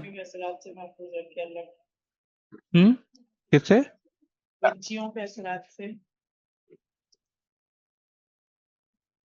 जी, ये भाई जरा मैंने सारे आपको म्यूट कर दिया, बैकग्राउंड में आवाज आ रही है। जी शिफा, मैं सवाल ये कर रहा हूं कि अगर मैं सवाल ये करता कि मुझे डिजिटल प्रमोशन के एडवांटेज बताएं, अब मैं आंसर में क्या लिखता? वाइड स्प्रेड जो है कस्टमर बेस मिल जाएगी नहीं across the नहीं, world. मेरी बात नहीं समझ ये रहे आप मेरी बात नहीं समझ रहे। मैं कह रहा हूं कि अगर मैं आपसे सवाल करूं कि डिजिटल प्रमोशन के एडवांटेज बताएं, तो क्या आप एडवांटेज ही बताएंगे या कुछ और भी बताएंगे, ये पूछ रहा हूं मैं। नहीं, इसके डिसएडवांटेज ही बताएंगे। जैसे एक है तो ओहो, नहीं ना, नहीं, कौन है भाई, ये नहीं, कौन है? लिमिटेशन भी बताते हैं। अरे आप मेरी बात ही नहीं समझ रहे। रुक जाएं, एक मिनट रुक जाएं, रुक जाएं भाई, रुक जाएं। मैं कह रहा हूं मेरे प्यारे बच्चों, अगर मैं सवाल कहूं, अगर मैं सवाल करूं कि मुझे आप डिजिटल प्रमोशन के एडवांटेज बताएं, अब मैं आंसर में क्या लिखूंगा? एडवांटेजेस बस वगैरह मैं खाली एडवांटेज लिखूंगा या मैं कुछ और भी बताऊंगा? सवाल में उसने क्या पूछा नहीं, है भाई? सिर्फ एडवांटेज बस जो खत्म। पूछा है वही बताना है। और अगर मैं कहूं सवाल में सिर्फ वो कह रहा है मुझे डिसएडवांटेज बताओ, तो मैं क्या बताऊंगा? सिर्फ सिर्फ सिर्फ डिसएडवांटेज। हाँ, आप लोग ना प्लीज मुझे जवाब दें, इस वक्त एक एक मिनट बड़ा कीमती है, अलर्ट रहे भाई। अब मैं सवाल चेंज कर रहा हूं, मैं कह रहा हूं सवाल में कह रहा है बताएं डिजिटल प्रमोशन के जो एडवांटेज हैं, इसके एडवांटेज बहुत सारे हैं, इसको इवेल्युएट करें। अब क्या मतलब हो गया सवाल का? इवेलुएट। मैं कह रहा हूं कि अगर सवाल यूं रिफ्रेश हो जाए कि जी डिजिटल प्रमोशन की यूजफुलनेस को इवेल्युएट करें, कि क्या फला कंपनी के लिए डिजिटल प्रमोशन का फायदा है, इवेल्युएट का मतलब है अब मैं उसके एडवांटेज तो बताऊंगा, लेकिन साथ में यह बताऊंगा कि भाई डिजिटल प्रमोशन के अलावा कुछ और काम भी हो सकता है। देखें, इवैल्यूएशन के अंदर आपको थोड़ा सा नेगेटिव साइड भी दिखानी पड़ेगी। क्या मेरी बात समझ आ रही है? अगर मैं आपसे कह रहा हूं, अगर मैं आपसे कह रहा हूं बर्गर के फायदे बताएं, तो आप फायदे बता देंगे। फिर मैं आपसे कह रहा हूं अगर एक बंदा सुबह दोपहर शाम बर्गर खाए तो क्या है, सेहत का फायदा है, इवैल्यूएट। अब आप क्या करेंगे? क्या खाली फायदे बताएंगे या उसका एक सेकंड एस्पेक्ट ही बताएंगे, उसका उसकी दूसरी साइड ही बताएंगे? क्या करेंगे आप? उसकी दूसरी साइड भी बताएंगे सर। दोनों ये मैं चीज समझाना चाह रहा हूं आपको, ये समझाना चाह रहा बताएंगे। हूं। जी, अब देखें 12 मार्क का सवाल का जरा आंसर स्ट्रक्चर देखें भाई प्लीज। याद है मैंने क्या कहा था, कितने पैराग्राफ बनाएंगे? 3 पैराग्राफ। कितने भाई? 3 पैराग्राफ। ये रहा आप लोग सब मेरी साथ है, मेरी आवाज आ रही है भाई दोस्तों? यस सर, आ रही है। हाँ, यस। देखिए ये बच्चे ना मुस्तकिल ज्वाइन कर रहे हैं, लूज कर रहे हैं। मैं उम्मीद कर रहा हूँ कि इंटरनेट की वजह से होगा। प्लीज, ये हमने 2 सवा 2 घंटे का सेशन रखना था, मैराथन है ये, तो कोशिश करें कि आप इसको सेशन को आप लीव मत करें दरमियान से। बहरहाल, ये हो गया पैरा 1, ये हो गया पैरा 2, और फिर तीसरा पैराग्राफ ये आ रहा है। ये क्या है भाई? इवैल्यूएशन। और ये कितना मार्क का है भाई? 6 मार्क। 6 मार्क्स। 6 मार्क का है। जी, शिवा स्टार्ट करें और देखें मैंने ड्राफ्टिंग कैसे की हुई, किस तरह इसको पिक करना है। और इस पैरा 1 के अंदर भी देखें 3 बातें, अगर आपको उसके लर्निंग आउटकम याद आ रहे हैं 12 मार्क के, अगर आपको 12 मार्क के याद आ रहे हो, 2 2 2 और 6 याद आ रहा 6। है? इसका मतलब है ये यस 6 सर। नंबर कहां से आए, ये 3 मार्क्स ये रहे और 3 मार्क्स ये रहे। अब 3 का ब्रेकअप क्या होगा? वंस अगेन AO1, बोलो भाई, AO2। और तो 3। देखो आपके पास मुझसे हर बात पूछने का ऑप्शन है, लेकिन मैं सवाल एंड में लूंगा। मैं चाह रहा हूं फ्लो में चलें आप, तो मैं उम्मीद कर रहा हूं, कि आप हर बात मेरी पिक कर रहे हैं, ठीक है जी। और ये मैराथन के बाद भी मैं दोबारा जब क्लासेस एक आध रिज्यूम करूंगा फिजिकल, तो मैं दोबारा अवेलेबल हूंगा इंशाल्लाह। तो एंड तक मैं आपके साथ हूं, परेशान नहीं होगा जी। शिवा आंसर स्टार्ट करें, start. Okay. Digital promotion involves using online methods such as social media, email marketing, and search engine advertising to reach potential customers. Digital promotion can be cost effective. This एक means minute, that digital promotion. Shiva hold, Shiva hold. सवाल है evaluate the usefulness, तो मैंने पहला क्या बताया? मैंने पहला advantage, usefulness is what स्वीटहार्ट्स, usefulness is what? कि वो कितना उसके Effective advantages है। हैं for the यार एडवांटेज ही हो गया ना, जी यूजफुलनेस का मतलब है उसके फायदे बताओ ना, एडवांटेज ही हो गया ना एक तरह से। जी हाँ, जी तो मैंने पहला एडवांटेज क्या बताया? it can digital be promotion can be cost cost effect effective. cost effective अच्छा, आप लोगों yes को मेरी आवाज आ रही? मुझे लग रहा है लैग हो रहा है, आवाज लैग तो नहीं कर रही भाई? नहीं सर सही है आवाज भाई जरा सब जवाब देते हैं प्लीज, ऐसा लग रहा है खामोशी छा गई एकदम से, कुछ थक गए क्या? आवाज सही है, नहीं जी नहीं सर, सही आवाज़ आ रही है। हाँ, और कोशिश करें बैकग्राउंड में कोई नॉइज ना हो। जी शिवा, दोबारा स्टार्ट करें। Digital promotion involves using online methods such as social media, email marketing, and search engine advertising to reach potential customers. Digital promotion can be cost effective. This means that digital promotion could help TT reach a large number of small online retailers at relatively low cost. Traditional advertising, such as print or radio, would be expensive and less likely to reach small e commerce firms. This can help Clyde, the marketing manager, generate awareness quickly without increasing overall marketing costs, supporting his objective to increase revenue. TT can also track responses, for example, through clicks or inquiries, making marketing spending more efficient and improving the return on investment. This is important because TT is planning to buy a new fleet of smaller trucks, so cost savings on promotion would leave more funds available for that investment. ठीक है, अगला paragraph Digit, में। digital promotion would also allow TT to interact directly with small online retailers and gather valuable information about their delivery needs. जी For example, TT हाँ हाँ, पढ़ो पढ़ो, for example. could use social media or email newsletters to share delivery offers, respond to inquiries, and receive feedback instantly. This interaction can build stronger relationships with customers and improve brand loyalty. Moreover, by understanding the preferences and challenges of small online retailers, TT can customize its services, for example, offering flexible pickup, growing e-commerce, times of faster household deliveries. This would make TT more competitive in the growing e-commerce market and for increased long-term contracts and customer retention.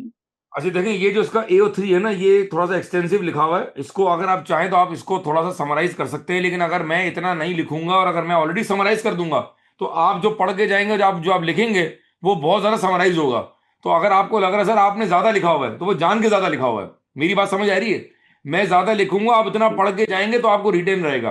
अच्छा, एक बात आपने note की है, इन दोनों paragraph में क्या बार बार scenario से लिंकिंग हुई भी है? Yes. इसलिए कि Yes, ऊपर sir. सवाल के ऊपर सिनेरियो दिया हुआ है आपको, P2 का पेपर है ये। और देखें ना, बार बार TT का नाम आ रहा है, इधर देखें, इधर आ रहा है, इधर आ रहा है, ठीक है जी। इधर इसका जिक्र आ रहा है, क्लाइंट मार्केटिंग मैनेजर। इसका मतलब है आपने 6 मार्क के सवाल में, 8 नंबर के सवाल में सिनेरियो से उसको लिंक करना है भाई, ठीक है। अच्छा, मुझे बताएं कि अब तक दोनों पैराग्राफ में आपको एडवांटेज नजर आए हैं, यूजफुलनेस नजर आई है, या आपको डिसएडवांटेज भी नजर आए कुछ? जरा मुझे बताएं। Advantages. Advantages advantage. नजर आए सर. ठीक है, अब जरा जो अगला पैराग्राफ है, हजरात बहुत तवज्जो देंगे मेरे दोस्तों प्लीज, बिल्कुल भी थकावट नहीं होनी चाहिए भाई, अभी लंबा चलेगा जी। आप पढ़ें, 6 मार्क के लिए evaluation start. Overall, it can be concluded that digital promotion is extremely useful for TT to grow as it is a cheaper way to reach large number of relevant customers and it also allows direct interaction with customers, helping to build strong relations with the customers. However, However, the usefulness of digital promotion to TT may depend on how effectively it is implemented and whether the company has the skills and resources to manage it. TT currently focuses on business to business deliveries and has limited experience in digital marketing. Its workforce of mostly older drivers may not have the digital knowledge needed to support new systems or promotional tools. So, training or hiring new staff might be required, increasing cost. रुक जाओ। इस paragraph में क्या बताया? अब की जो मैं एवेल्युएट कर रहा हूं, मैं बता रहा हूं कि भाई डिजिटल प्रमोशन के फायदे हैं, लेकिन उसके लिए तुम्हारे बंदों की नॉलेज और तुम्हारे बंदों की ट्रेनिंग जरूरी है है, जिस पर तुम्हें कॉस्ट इनकर करनी पड़ेगी। पड़ेगी। पड़ेगी। इसका मतलब है सर, इवैल्यूएशन में हम एक लगाएंगे चश्मा। ये देख लें भाई, मैं चश्मा पहन रहा हूं भाई, ये मेरे ग्लासेस हैं भाई। चेक करें, अब मैं मजीद स्मार्ट लग रहा हूं मैं? इसका मतलब है जब मैं ये वाला चश्मा लगाऊंगा, अब मैं क्या कर रहा हूं, अब मैं उसको दूसरी आंख से देख रहा हूँ कि भाई ये इसकी इंपॉर्टेंस तो है, लेकिन इसके लिए कुछ चीजों की रिक्वायरमेंट भी होगी जिसमें तुम्हारी कॉस्ट भी इनकर होगी। प्लस अगला पैराग्राफ पढ़े भाई। ओ माय गॉड, मैं स्मार्ट लग रहा था जी, आगे चलो। Moreover, while digital promotion can reach many small online retailers, the market could be highly competitive, with other delivery firms also using digital advertising to attract the same customers. If TT's messages do not stand out, the promotional spending may not lead to significant new contracts. रुक जाओ, अब यहाँ क्या बता रहा है भाई कि जो आप डिजिटल मार्केटिंग कर रहे हैं, क्या और लोग नहीं कर रहे होंगे? क्या और लोग भी कर रहे होंगे, हाँ या ना? कर रहे होंगे सर। वो कह रहा है कि अगर आपकी कैंपेन प्रॉपर नहीं चली, किसी ने मॉनिटर नहीं किया जिस मकसद के लिए आपने की थी, अगर आपने उसको प्रॉपरली एग्जीक्यूट नहीं किया, तो जो आप खर्चा जिस मकसद से कर रहे हैं वो आपको मकसद अचीव नहीं होगा।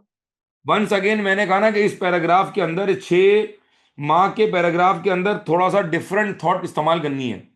ऊपर 2 एडवांटेज बताए और नीचे आकर बता रहा हूं कि भाई एडवांटेज तो हैं, लेकिन साथ में ये चीजें भी जरूरी हैं। अच्छा, आखिरी पैराग्राफ पढ़े फिर मुकम्मल बात करते हैं। Therefore, clients should ensure that costs of digital promotion does not exceed its benefits, and only then he should go for it. Nevertheless, if Clyde invests carefully in targeted and data-driven campaigns, digital promotions could become a cost-effective and measurable way to expand TT's customer base and achieve the objective of increasing revenue. वो कह रहे हैं therefore client should ensure that cost of digital promotion does not exceed its benefit। इसका मतलब है कि ऐसा ना हो कि कॉस्ट 1 लाख रुपए हो और जो बेनिफिट है वो 50,000 का हो। इसका मतलब इसको क्या बोलते हैं? इसको बोलते हैं कॉस्ट बेनिफिट एनालिसिस। क्या बोलते हैं? Cost benefit Analysis. एनालिसिस। हाँ, वो कह रहे हैं nevertheless if client invest carefully in targeted and data driven campaign, digital promotion could become a cost effective and measurable way to expand TT's customer base and achieve the objective of increasing revenue. ठीक है। अच्छा, यहां अगर आप चाहें तो आप हल्का सा एक आध ये बता सकते हैं कि अगर आपने डिजिटल प्रमोशन को प्रॉपर अगर आपने सुपरवाइज नहीं किया, प्रॉपर आपने इसकी कैंपेन नहीं चलाई, अगर आपका बंदा ट्रेन नहीं हुआ, तो हो सकता है कि डिजिटल प्रमोशन बजाय आपको सस्ता पड़ने के आपको क्या पड़ जाएगा? महंगा, मोर एक्सपेंसिव हो सकता है। समझ आ रहा है? Yes, sir. तो अब मुझे जरा बताएं, पूरी क्लास में 1 सेकंड आपको 5 सेकंड दे रहा हूं, जरा यहां से दोबारा पढ़ें ये आखिरी पैराग्राफ और ये 6 जो मार्क्स एवेल्यूशन के, जरा ये मेरे सामने एक बार दोबारा पढ़ लें प्लीज। मैं आपको 10 सेकंड दे रहा हूं, मैं लाइन पर हूं, यही मौजूद हूं। दोबारा पढ़ें, यहां से 3 लाइनें पढ़ लें एक बार और फिर आगे बढ़ते हैं जल्दी। जी भाई, पढ़ लिया? जी सर। जी। अब जरा मुझे बताएं कि आपकी अंडरस्टैंडिंग क्या कह रही है आपको। मुझे बताएं आखिरी पैराग्राफ में आपको क्या लग रहा है, मैंने किस तरह कंक्लूजन ड्रॉ किया है, और आपको क्या लग रहा है कि कैसे हमने एवेल्यूट किया। जी जरा समझाएं, कौन समझा रहा है मुझे? जी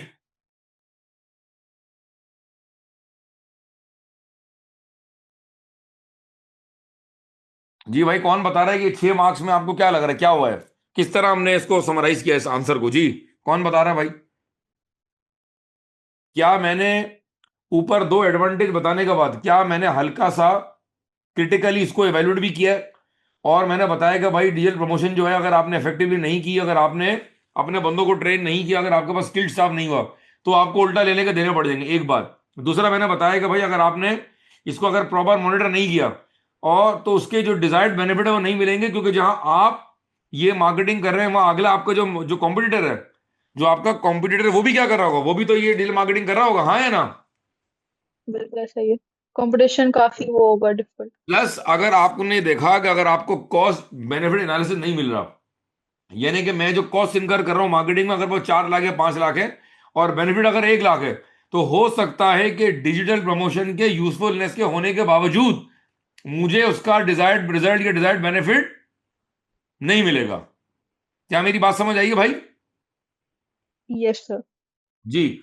हजरात, मुझे इस पूरे पेपर पे जरा कमेंट दे दें कि मुझे बताएं कि ये जो सवाल अभी हमने देखा है कि ये बहुत डिफिकल्ट था या ये हैंडलेबल है। जी जरा कमेंट बॉक्स में लिखें भाई, जरा मुझे आप अपने इनपुट तो दें प्लीज। ऐसा ना हो कि मैं अकेले ही समझा के निकल जाऊं। जी भाई, जो सवाल हमने देखा भाई मुझे बताएं कि समझ आया। कुछ लोगों ने पहले प्रैक्टिस किया हुआ होगा still. Anyone who using mic please ask sir for explain using marking scheme as well. बेटा ये मार्किंग स्कीम बताई तो थी मैंने आपको, AO1 AO2 AO3 AO4, ये हमने डिस्कस तो किया है, एक बार फिर डिस्कस कर लेंगे जी। अगले सवाल पे आऊं मैं। अच्छा पेपर की मार्किंग स्कीम Yes, बात sir. करते हैं, वो भी देख ले। आइए नेक्स्ट सवाल पे आते हैं जी। अच्छा इस सवाल का नाम बताएं जी, क्या है? Personalized blankets जी। P. अच्छा ये देख रहे हैं ये क्या बना हुआ भाई, ये क्या बना हुआ है, ये जरा चेक करें क्या बना हुआ है ये। अगर आपको याद हो मैंने दोनों बैचेस के अंदर बताया था कि हमारे पास एक होता है पाई चार्ट, एक होता है लाइन ग्राफ, और एक होता है बार ग्राफ। ये क्या दिया हुआ है इधर? Bar graph. और ये हमने देखा था यूनिट नंबर 3 के चैप्टर नंबर 18 के अंदर, अगर आपको याद आ रहा हो। 17 में मार्केटिंग की बेसिक्स थी, 18 में आपने पढ़ा था प्राइमरी और सेकेंडरी रिसर्च, 19 में आपने पढ़ा था प्रोडक्ट और प्राइस, और 20 में आपने पढ़ा था प्रमोशन और प्लेस। ठीक है जी। तो बता रहा है कि वीक 1 में क्या हुआ, वीक 2 में क्या हुआ, वीक 3 में क्या हुआ, और वीक 4 में क्या हुआ भाई। ये क्या दिया हुआ शिफा, पढ़े आप भी, तो गायब हो गई हैं जी। Revenue directly from the social media influencer in February. जी जरा सवाल की रिक्वायरमेंट पढ़ें और पहले देखेंगे किस चैप्टर का दिया हुआ सवाल। जी start. Identify one external source of finance. चलिए हमने आज रिकैप किया, हमने आज रिकैप किया है, जरा बता दें one external source of finance बताएं जरा मुझे। शेयर कैपिटल है, डिबेंचर है, और वेंचर कैपिटलिस्ट है, जवाब दो भाई। Crowd funding. Yes. जी भाई ये देखें, ये मैंने कहा ना ये पूरा मैराथन आपने ना लगातार 2.25-2 घंटे लेने आपने। बहुत सारे बच्चे ड्रॉप आउट कर रहे हैं, फिर मैं रिकॉर्डिंग नहीं प्रोवाइड करूंगा, इस तरह नहीं करना भाई आप, ठीक है। अगला सवाल A2, Explain the term business plan. कहाँ पढ़ा था भाई ये? जी Unit 1. B1 पढ़े जी। Refer to figure 2.1 and other information. Calculate the total payment to the social media influencer in February. ठीक है B2 पढ़े जी। Explain one disadvantage to Kaya of using a commission payment method. ठीक है C पढ़े। Analyze one advantage and one disadvantage to Kaya of using job production. D, Evaluate the most likely reason for Kaya's objectives to change over the next 5 years. evaluate the most likely reason for Kaya's objective to change over the next 5 years। वो कह रहे हैं जो उसका objective ऊपर कहीं दिया हो, सवाल में दिया हुआ होगा, अगर वो चेंज हुआ है तो चेंज होने को एवेल्युएट करें कि आपके ख्याल में चेंज अच्छा है या बुरा है, चेंज गुड और चेंज बैड। ये देखते Is हैं, आए जी bad. सवाल पढ़ते हैं जी। अच्छा अब मैं रीडिंग किसी और से करवाता हूँ, शिवा आप भी ब्रेक लें थोड़ा सा। हुसैन लाइन पर हैं, हुसैन भाई। जी जी। जी हुसैन पढ़े, शाबाश बिस्मिल्लाह।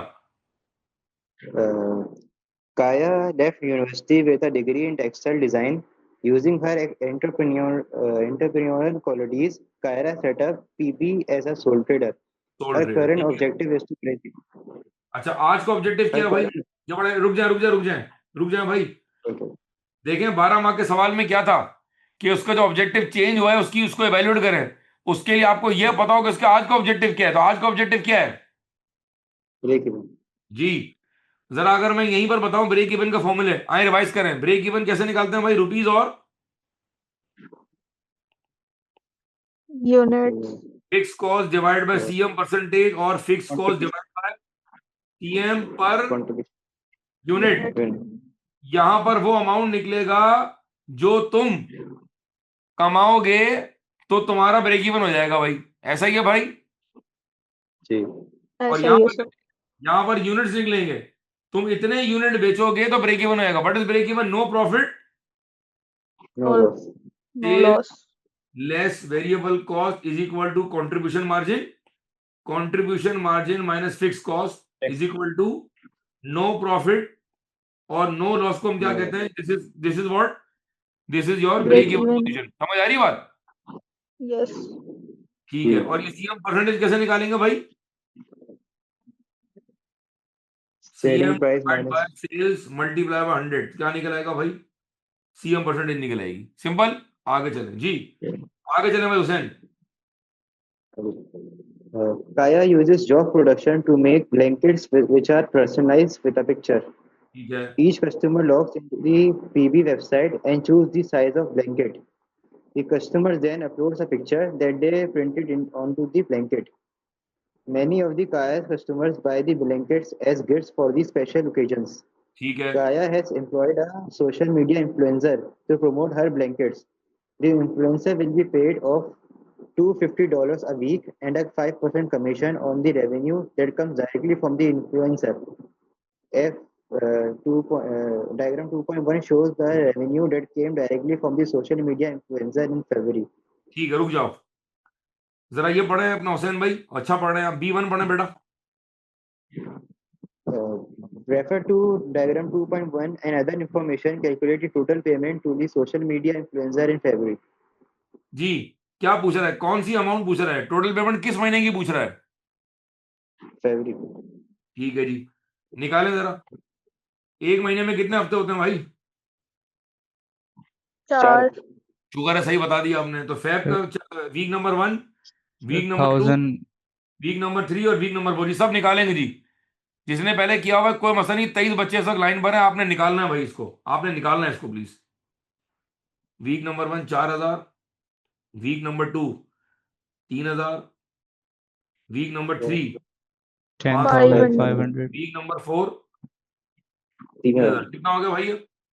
10,500 500 अच्छा, ये 10,500 क्या है सर? ये है रेवेन्यू। क्या है वो दोस्तों? revenue। वो क्या कह रहे हैं ना, 5% कमीशन ऑन रेवेन्यू। तो मैं इसका कितना परसेंट ले लूंगा? 5%, कितना आ गया? 5%। अरे भाई कितना आ रहा है इसका आंसर? 525 प्लस 1,000 $250 पर वीक, तो 250 yes मल्टीप्लाई बाय 4 4, कितना 1,000 हो गया ये? 1,000 दिस प्लस दिस कितना हो गया भाई? 1525 नहीं नहीं ना, 5250 प्लस 6000 कितना हो गया? सॉरी 1000 कितना हो गया भाई? 1525 सही है। एक मिनट, 250 मल्टीप्लाई बाय 4 कितना हुआ सारे? 1000 1000। तो 1000 को प्लस करोगे ना बेटा, सर 5250 से। 5 तो मैं यही तो कह रहा हूँ सर 1525 भाई कितना आ रही है? 6250। सर 525 रुपए, आपने 525 नहीं 5250 है, करा हुआ है। 10,500 इंटू 5%। ये डॉलर का साइन 500। बनाया था नहीं। अच्छा, ऐसा बताया ना मुझे। एक मिनट, ये हो जाएगा तुम्हारा कितना ये? एक मिनट, ये कितना है? 525 हाँ, आप बताओ कितना हो गया? 1525 हाँ बस सही हो गया ना, करेक्ट कर दिया करें भाई। जी भाई, ये वर्किंग आसान थी मुश्किल थी? आसान थी। अच्छा जी, ये हो गया भाई। कोई ऐसा जिसको समझना है वर्किंग, तो माइक खोल के मुझे बताया, मैं रिपीट कर दूंगा। कोई ऐसा बच्चा जिसको वर्किंग समझ नहीं आई है जी?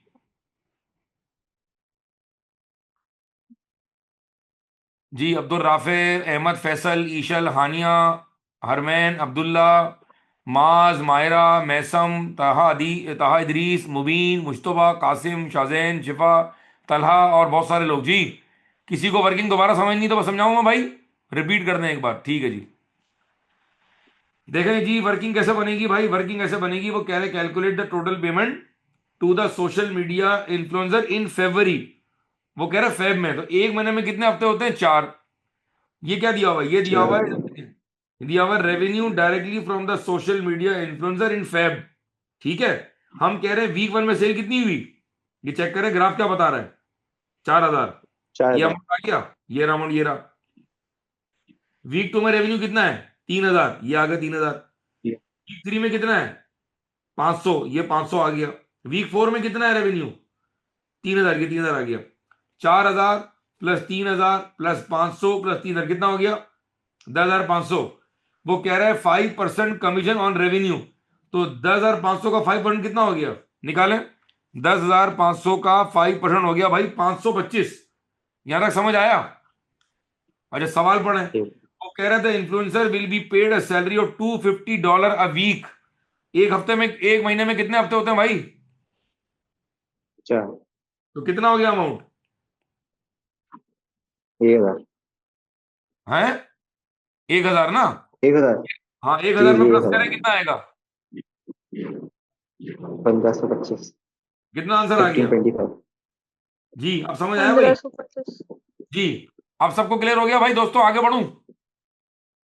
Yes, sir. अब्दुल राफे समझ आया बेटा? Abdul Rafe,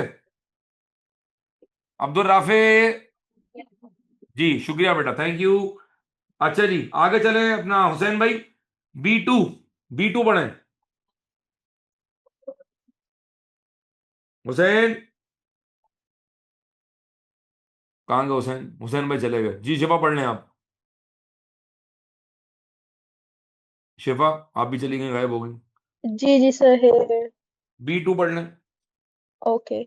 Explain one disadvantage to Kaya of using a commission payment method. ये कमीशन पेमेंट मेथड कहाँ पढ़ा था हमने? याद कराए मुझे, ये हमने कहाँ पढ़ा था कमीशन पेमेंट मेथड? ये हमने कहीं पढ़ा था जहां हमने पढ़ा था motivators, financial motivator, non financial motivators. कहाँ पढ़ा था? किस चैप्टर में था ये? चैप्टर 11, नहीं 12, नहीं, 10 था तुम्हारा HR, 11 था मोटिवेशन। 11 में पढ़ा पढ़ा था। था भाई? 10 में था, 11 में था? चेक करके बताओ मुझे कहाँ था ये, चेक करें। 11. 11 में 11. सी पढ़े शिवा, आगे बढ़े। Analyze one advantage and one disadvantage to Kaya of using job production. Job production हमने पढ़ा था चैप्टर नंबर 23 के अंदर जी। और नंबर डी पढ़ लें please, very important. Evaluate the most likely reason for Kaya's objectives to change over the next 5 years. अब मुझे बताएं कि आपको इस सवाल पढ़ के क्या लग रहा है चेंज, जरा यहां से पढ़ें, आखिरी पैराग्राफ पढ़ें जी शिवा, आखिरी पैराग्राफ पढ़ें please. Okay. Kaya has employed a social media in ये okay. Kaya would like to relocate PB to larger premises. She is applying for external sources of finance and she has written a 5-year business plan to support her applications. जी। अब जरा एक काम करें, पूरी class जरा 5 second में सवाल एक बार दोबारा पढ़ लें, ताकि हम सब एक पेज पर जल्दी से पढ़ लें। 5 सेकंड बहुत है, शाबाश।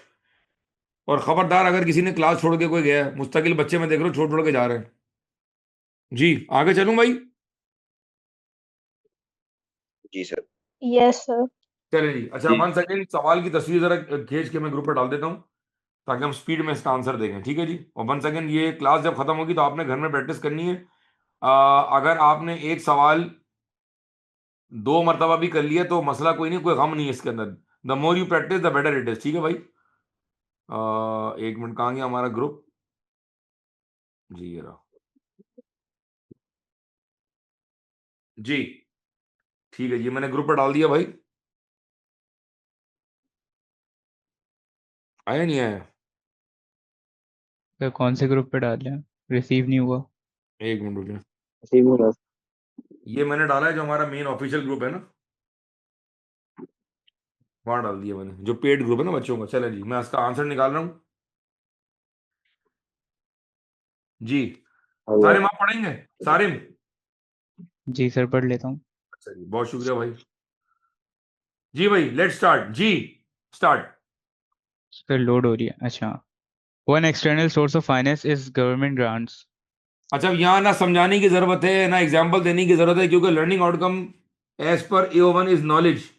तो यहाँ मुझे कोई और मजीद एक्स्ट्रा बात करने की जरूरत नहीं है। Yeah. गवर्नमेंट ग्रांट भी सही है, शेयर कैपिटल भी सही है, और वेंचर कैपिटल भी ठीक है, और डिवेंचर भी सही है, क्राउड और फंडिंग। जी सारे आ जाएंगे इधर। अच्छा देखिए, क्राउड फंडिंग कहाँ दिया हुआ था अपना सारिम, अगर आपको याद आ रहा हो, क्राउड फंडिंग दिया हुआ था source of finance for unincorporated. वो 6 बातें याद आ रही हैं? यस। तो मैं कह रहा हूं कि अगर कोई पूछ रहा है आपसे एक्सटर्नल सोर्स, तो आप कोशिश करें वहां से पॉइंट ना बताएं, एक्सटर्नल सोर्स से बता दें आप, ठीक है। सही है। अगला सवाल सर उसको माइक्रो फाइनेंसिंग भी कहते हैं ना? वो था फॉर स्मॉल कंपनीज। मैं कह रहा हूं एहतियातन आप एक्सटर्नल सोर्स में अनइनकॉर्पोरेटेड के सोर्स ना बताएं, आप बता दें जो ऊपर मेन हेडिंग थी ना हमारी, लॉन्ग टर्म फाइनेंस वाली। ओके एक था, ओके ओके। एक था इंटरनल, एक था external.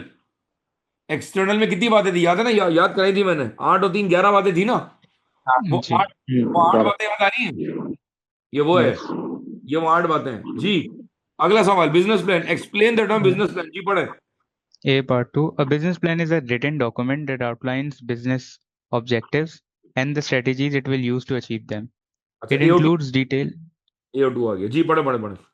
it includes details such as marketing and HR plans, financial forecasts, and operations.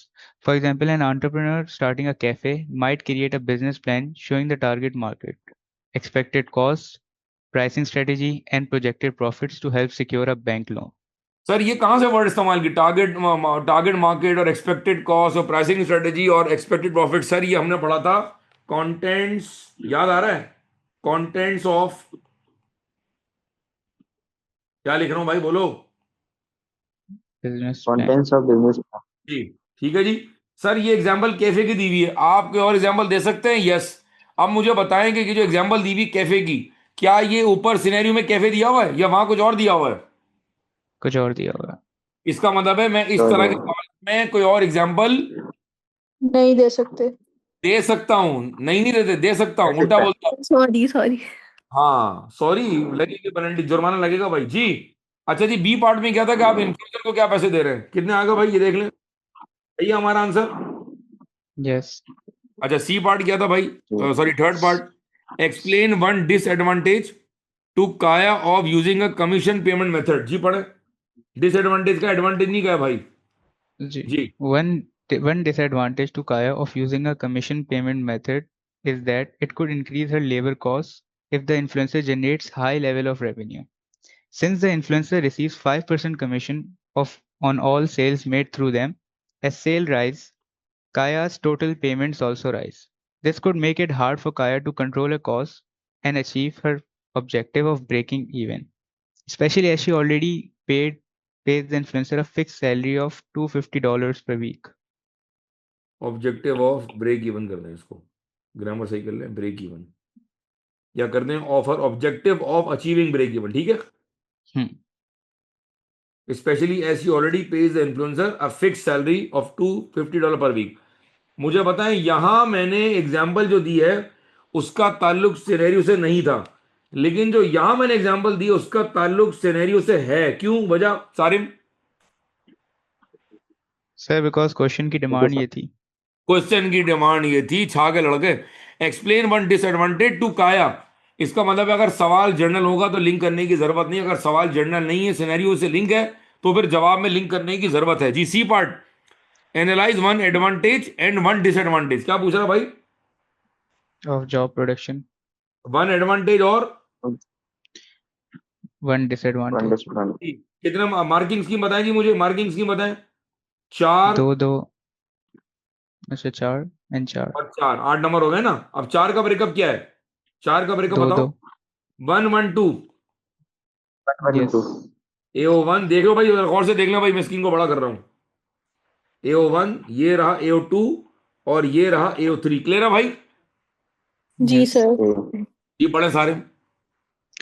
Job production is a method of production where one product is made at a time to meet the specific requirements of one customer before starting the next job. One advantage to Kaya of using job production is that it allows her to offer customized products to meet each customer's specific needs.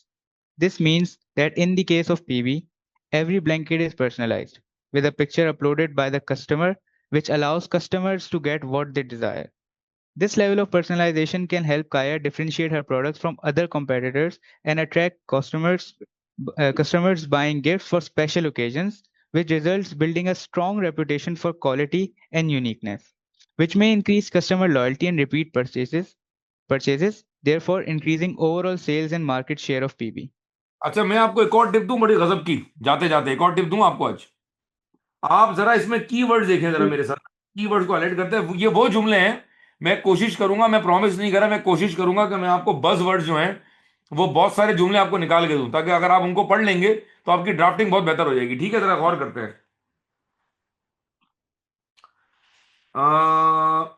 This level of personalisation, मैं जरा pen change कर लूं, एक मिनट रुकिएगा। हाँ, this level of personalisation can help Kaya differentiate her products. एक word आया क्या, सारे पढ़ना मेरे साथ। Differentiate her products, एक और वर्ड पढ़े। attract customers, building a strong reputation, increase customer loyalty, repeat purchases, increasing overall sales, and market share of PB.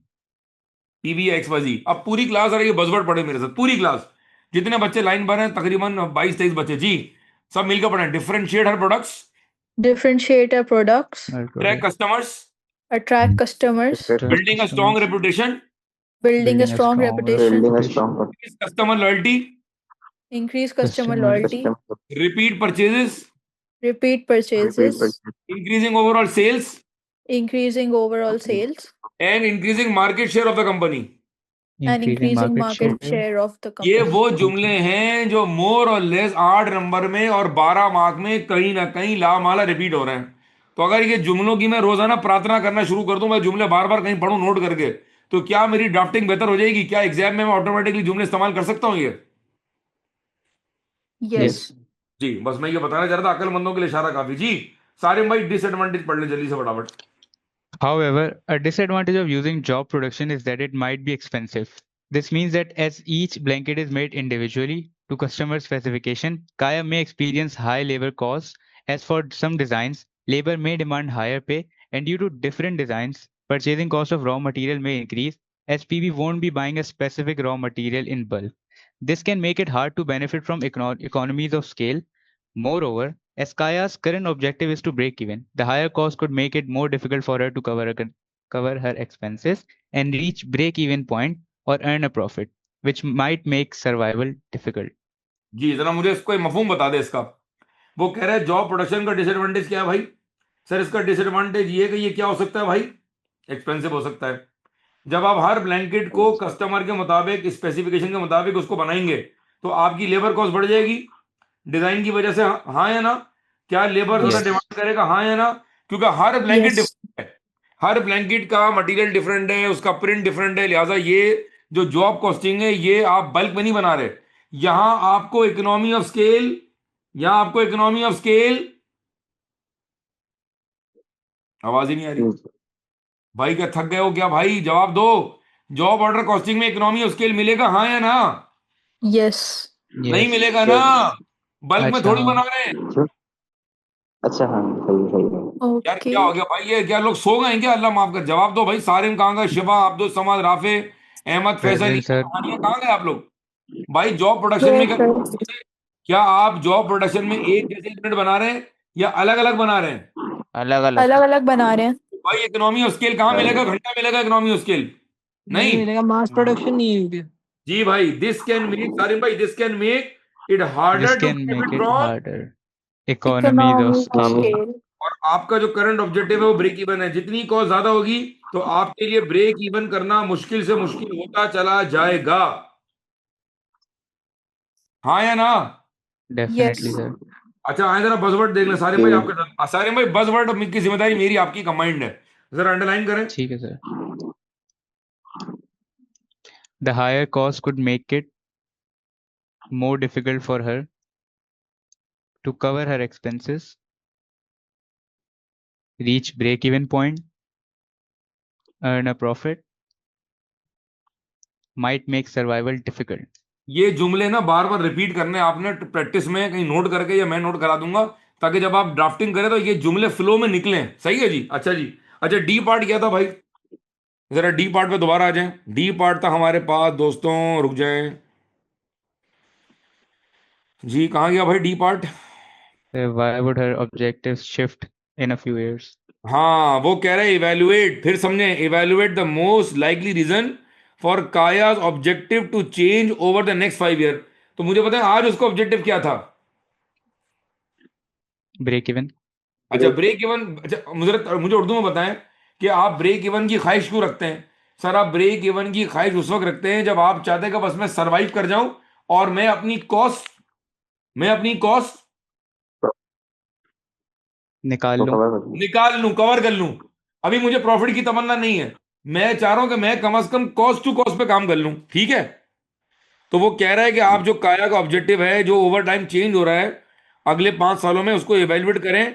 इसका मतलब है खास रोशनी में बताएं कि उसका जो ऑब्जेक्टिव चेंज हो रहा है ये सही है या नहीं है. जी आंसर पढ़ें फिर बात करते हैं. जी start. Part D. In the short term, Kaya's main objective is to break even, which is typically for a new business aiming to cover its initial costs and survive. Yes. However, over the next 5 years, as PV becomes more established, Kaya's objective may change. जी पहला One likely reason. एक minute सारे में, एक minute जी सारे में, एक minute. 12 mark में कितने पैराग्राफ? तीन तरह तीन। का। 3 तरह का, पहला, दूसरा और तीसरा कौन सा है? 6 नंबर के लिए इवेल्युएट वाला, याद रहेगा ये? Yes, sir. जी। अब पढ़े जी, one likely reason. One likely reason for this change is that Kaya plans to relocate the to large premises. This move suggests that she expects an increase in demand for her personalized blankets and wants to expand production capacity. As PB grows, her objectives may shift from survival to profit maximization or business growth in order to cover her fixed costs such higher as rent, higher fixed costs such as rent and wages in the new location, and earn good reputation and wealth out of her hard work from PB. अच्छा, 1 minute रुक जाए, ये जुमला दोबारा पढ़ें कि जो मैं इसको हाईलाइट कर रहा हूं। One likely reason for this change is that Kaya's plan to relocate to. Large premises. वो कह रहे एक वजह बिजनेस का प्लान या बिजनेस का ऑब्जेक्टिव चेंज होने की क्या है भाई? जो आप जो ऑब्जेक्टिव चेंज कर रहे हैं वो एक ऑब्जेक्टिव क्या है कि आप रीलोकेट करना चाह रहे हो टू लार्जर प्रेमिसेस, ठीक है? ठीक हो के बाद अच्छा, अनदर रीजन क्या है भाई? सेकंड रीजन पढ़ें। Another reason is that Kaya has written a 5-year business plan to support her applications for external finance. रुक जाए, This अब आप मुझे means बताएं, रुक जाए, अब आप मुझे बताएं कि अगर एक बंदा अगले 5 साल का बिजनेस प्लान बना रहा है और वो कह रहा है कि मैं एक्सटर्नल लोन के लिए, मैं एक्सटर्नल फाइनेंसिंग के लिए एप्लीकेशन फाइल कर रहा हूं या कर रही हूं, इसका मतलब है कि आप ग्रो करना चाह रहे हैं या बिजनेस को आप कटिल करना चाह रहे हैं? क्या करना चाह रहे हैं आप? एक्सपेंशन एक्सपेंशन करना चाहूँगा। ठीक है, आगे चलो। This means that lenders and investors will expect to see future objectives that focus on sales growth, profitability, and repayment of loans. समझ आया? वो कह रहे हैं इससे क्या होगा? दिस मीन जब आप बिजनेस प्लान देंगे तो आप लेंडर को और इन्वेस्टर को बता रहे हैं कि मैं फ्यूचर में ये सेल्स अर्न करूंगी या करूंगा और ये मेरा प्रॉफिट होगा और ये मैं इस तरह अपने लोन की रीपेमेंट करूंगा। ये उस वक्त होगा जब आप ऑब्जेक्टिव चेंज कर रहे होंगे और आप कह रहे हैं कि बस बहुत हो गया ब्रेक इवन, अब मुझे ब्रेक इवन से आगे बढ़ के प्रॉफिट टेकिंग भी करनी है। आगे चले, अब आ जाए लास्ट पैराग्राफ के ऊपर, ठीक है जी? यहां से पढ़ें, ये यहां से पढ़ें जी, 6 नंबर के लिए हम पढ़ रहे हैं हम। Overall, it can be concluded that the most likely reason for Kaya's objectives to change is her desire for business growth and expansion resulting from increased demand and the need to justify external finance for expansion. Moreover, as PV becomes more established, breaking even will no longer be a sufficient goal. She will need to earn profits to reinvest in marketing, new equipment, and larger premises. The use of social media influencer also indicates that Kaya is already pursuing growth by reaching more customers online. However, changes in objectives will depend on how successful PB becomes in achieving break-even and maintaining demand. If the market for personalized blankets becomes more competitive or if production costs rise, Kaya might instead focus on cost control or maintaining cash flow rather than rapid expansion. अच्छा, मैं सवाल दोबारा पढ़ रहा हूं, मैंने कहा ना बार बार लॉजिक बना रहा हूं। वो कह रहे हैं एवेल्युएट करें the most likely reason for Kaya's objective to change over the next 5 year. क्या कह रहे हैं वो कह रहे हैं एवेल्युएट करें क्या रीजन है कि काया जो है अपना ऑब्जेक्टिव चेंज करना चाह रही फॉर द नेक्स्ट 5 ईयर्स। अच्छा, हमने ऊपर बता दिया कि पहला ऑब्जेक्टिव क्या है भाई कि उसको रिलोकेट करना है, दूसरा ऑब्जेक्टिव क्या है भाई कि उसने 5 साल का प्लान दे दिया है। अब हम क्या कह रहे हैं, मैं दोबारा रीड कर रहा हूं, मेरे साथ दे रहा, आखिरी बात पढ़ रहे हैं बस, फिर वाइंड अप करते हैं इंशाल्लाह आज का session. Overall it can be concluded that the most likely reason for Kaya's objective to change is her desire for business growth and expansion. पहला मकसद क्या है इसके ऑब्जेक्टिव का? पहला उसका ऑब्जेक्टिव चेंज करने का मकसद क्या है? रिपीट, उसके ऑब्जेक्टिव को चेंज करने का पहला मकसद क्या है? बिजनेस ग्रोथ और Expansion. किस वजह से? Increasing demand and demand and To justify external finance for expansion. अच्छा, moreover as PB becomes more established, breaking even या achieving break even will no longer be a sufficient goal. She will need to earn profits to reinvest in marketing, new equipment or large premises. ठीक है जी? The use of social media influencer also indicates that Kaya is already pursuing growth by reaching more customers online. However, ये paragraph दोबारा पढ़े सारे। However, changes in objectives will depend on how successful PB becomes in achieving break-even and maintaining demand. ठीक है, If the market for personalized blankets become more competitive or if production costs rise, Kaya might instead focus on cost control or maintaining cash flow rather than rapid expansion. जी सारे मुझे अगर आप conclusion draw करेंगे 6 number में हम क्या बता रहे हैं, हम क्या बताने की कोशिश क्या कर रहे हैं? सर बेसिकली बता रहे हैं कि इनिशियली प्लान हमारा ब्रेक इवन का है, लेकिन आगे जाके अगर हम एक्सपेंशन करते हैं तो हमें ज़्यादा फाइनेंस की नीड होगी, लिहाजा ठीक है, गोल हमारा शिफ्ट होगा इसकी तरफ कि हम प्रॉफिट मैक्सिमाइजेशन की तरफ जाएं। ताकि और मजीद प्रॉफिट री इन्वेस्टमेंट कर मैक्सिमाइजेशन, सकें, ठीक है। और जी, उसको री इन्वेस्ट करें। और ये हो सकता है कि अगर क्या कहते हैं मार्केट जो है, मार्केट ग्रोथ जो है वो कम हो जाती है, बढ़ती नहीं है, तो फिर इसका ये होगा कि सर्वाइवल की तरफ जाएंगे रादर देन वो कह रहा एक्सपेंडिंग। है, वो आखिरी पैराग्राफ में मैं लिख रहा हूं कि however changes in objective will depend on how successful PB becomes in achieving break even and maintaining demand. ठीक है, आपका ऑब्जेक्टिव में कोई बुराई नहीं है, लेकिन अगर आपने जो आपकी पर्सनलाइज ब्लैंकेट्स का जो काम है, अगर ये कंपटीशन बढ़ गया, इसमें आपकी प्रोडक्शन कॉस्ट बढ़ गई, अगर आपको वारा नहीं खाया, तो आप कॉस्ट कंट्रोल करते करते थक जाएंगे, आप कैश फ्लो प्रॉब्लम में चले जाएंगे। और अगर आप कैश फ्लो प्रॉब्लम में चले गए और आपकी कॉस्ट ज्यादा हो गई, तो जो सारा आपका रैपिड एक्सपेंशन का जो ख्वाब था, ऑब्जेक्टिव था, वो क्या हो जाएगा? वो दोबारा घूम फिर के कहाँ जाएगा? To achieve break even. Break. जी हजरत, ये हमने कंप्लीट किया अपना आंसर। और सवाल कौन सा था भाई ये? सर ये सवाल था मई जून 2025 का, पेपर 2, वेरी नंबर 2। अब जरा मुझे बताएं कि ये सवाल आपको, मुझे फीडबैक दें जरा थोड़ा सा प्लीज, ताकि मुझे एक अंदाजा हो कि आप किस पोजीशन में खड़े हैं अभी। मुझे फीडबैक दें कि आपको ये प्रैक्टिस कैसी लगी, और आपको सवाल बहुत मुश्किल लगा या सवाल क्या था? मुझे 3 कैटेगरी में बता दें। सवाल जो है वो इजी था, सवाल एवरेज था, कि सवाल मुश्किल था? मुझे जरा प्लीज ये बताएं पहले चैट बॉक्स में लिख दें, सवाल इजी लगा, इजी था, या मीडियम था, या डिफिकल्ट लगा? क्या लगा भाई? जज्बात बताएं जरा अपने। ठीक है, मुनासिब था। मुनासिब था, ठीक है। चैट बॉक्स में लिखें ताकि मुझे आपका फीडबैक मौसूल जरा हो जाए। अभी एक ही कमेंट है, मुस्तफा का neat explanation and easy question, ठीक है जी। चैट बॉक्स में लिखें भाई, कमेंट दें प्लीज अपना, थोड़ा हिलजुल मचाएं प्लीज। इजी क्वेश्चन, हानिया कह रही इजी क्वेश्चन, और 1 डिफिकल्ट था, 2 इजी था, ठीक है। ठीक है जी, शिफा कह रही है, जज्बात शिफा की भी हैं। और जज्बात बताएं जी, 2-3 और कमेंट दें, ठीक है। अच्छा मुझे बताएं कि हमने अल्हम्दुलिल्लाह सेशन अपना कब स्टार्ट किया था आज सारिम भाई? We started exactly at 6:40 I think, yes. और अभी अल्हम्दुलिल्लाह हो गया पूरे 2 घंटे। क्या आज हम पहला सेशन यहाँ तक रखें और हम एक कल फ्रेश माइंड से एक और सवाल करें? अच्छा आज हमने वो भी रिवाइज कर लिए, तो अगर आप मुझे अलाउ करें तो क्या मैं वो जो फॉर्मूले बचे थे दोबारा कवर कराऊं या कल कवर कराऊं, जैसा आप लोग कहें। सर अभी बहुत दिन है, आराम से करते हैं कल। ठीक है जी हजरत, ये हमारे आज का फॉर्मूला था, ये मैं आपको हैंडआउट ग्रुप पे भेज रहा हूँ।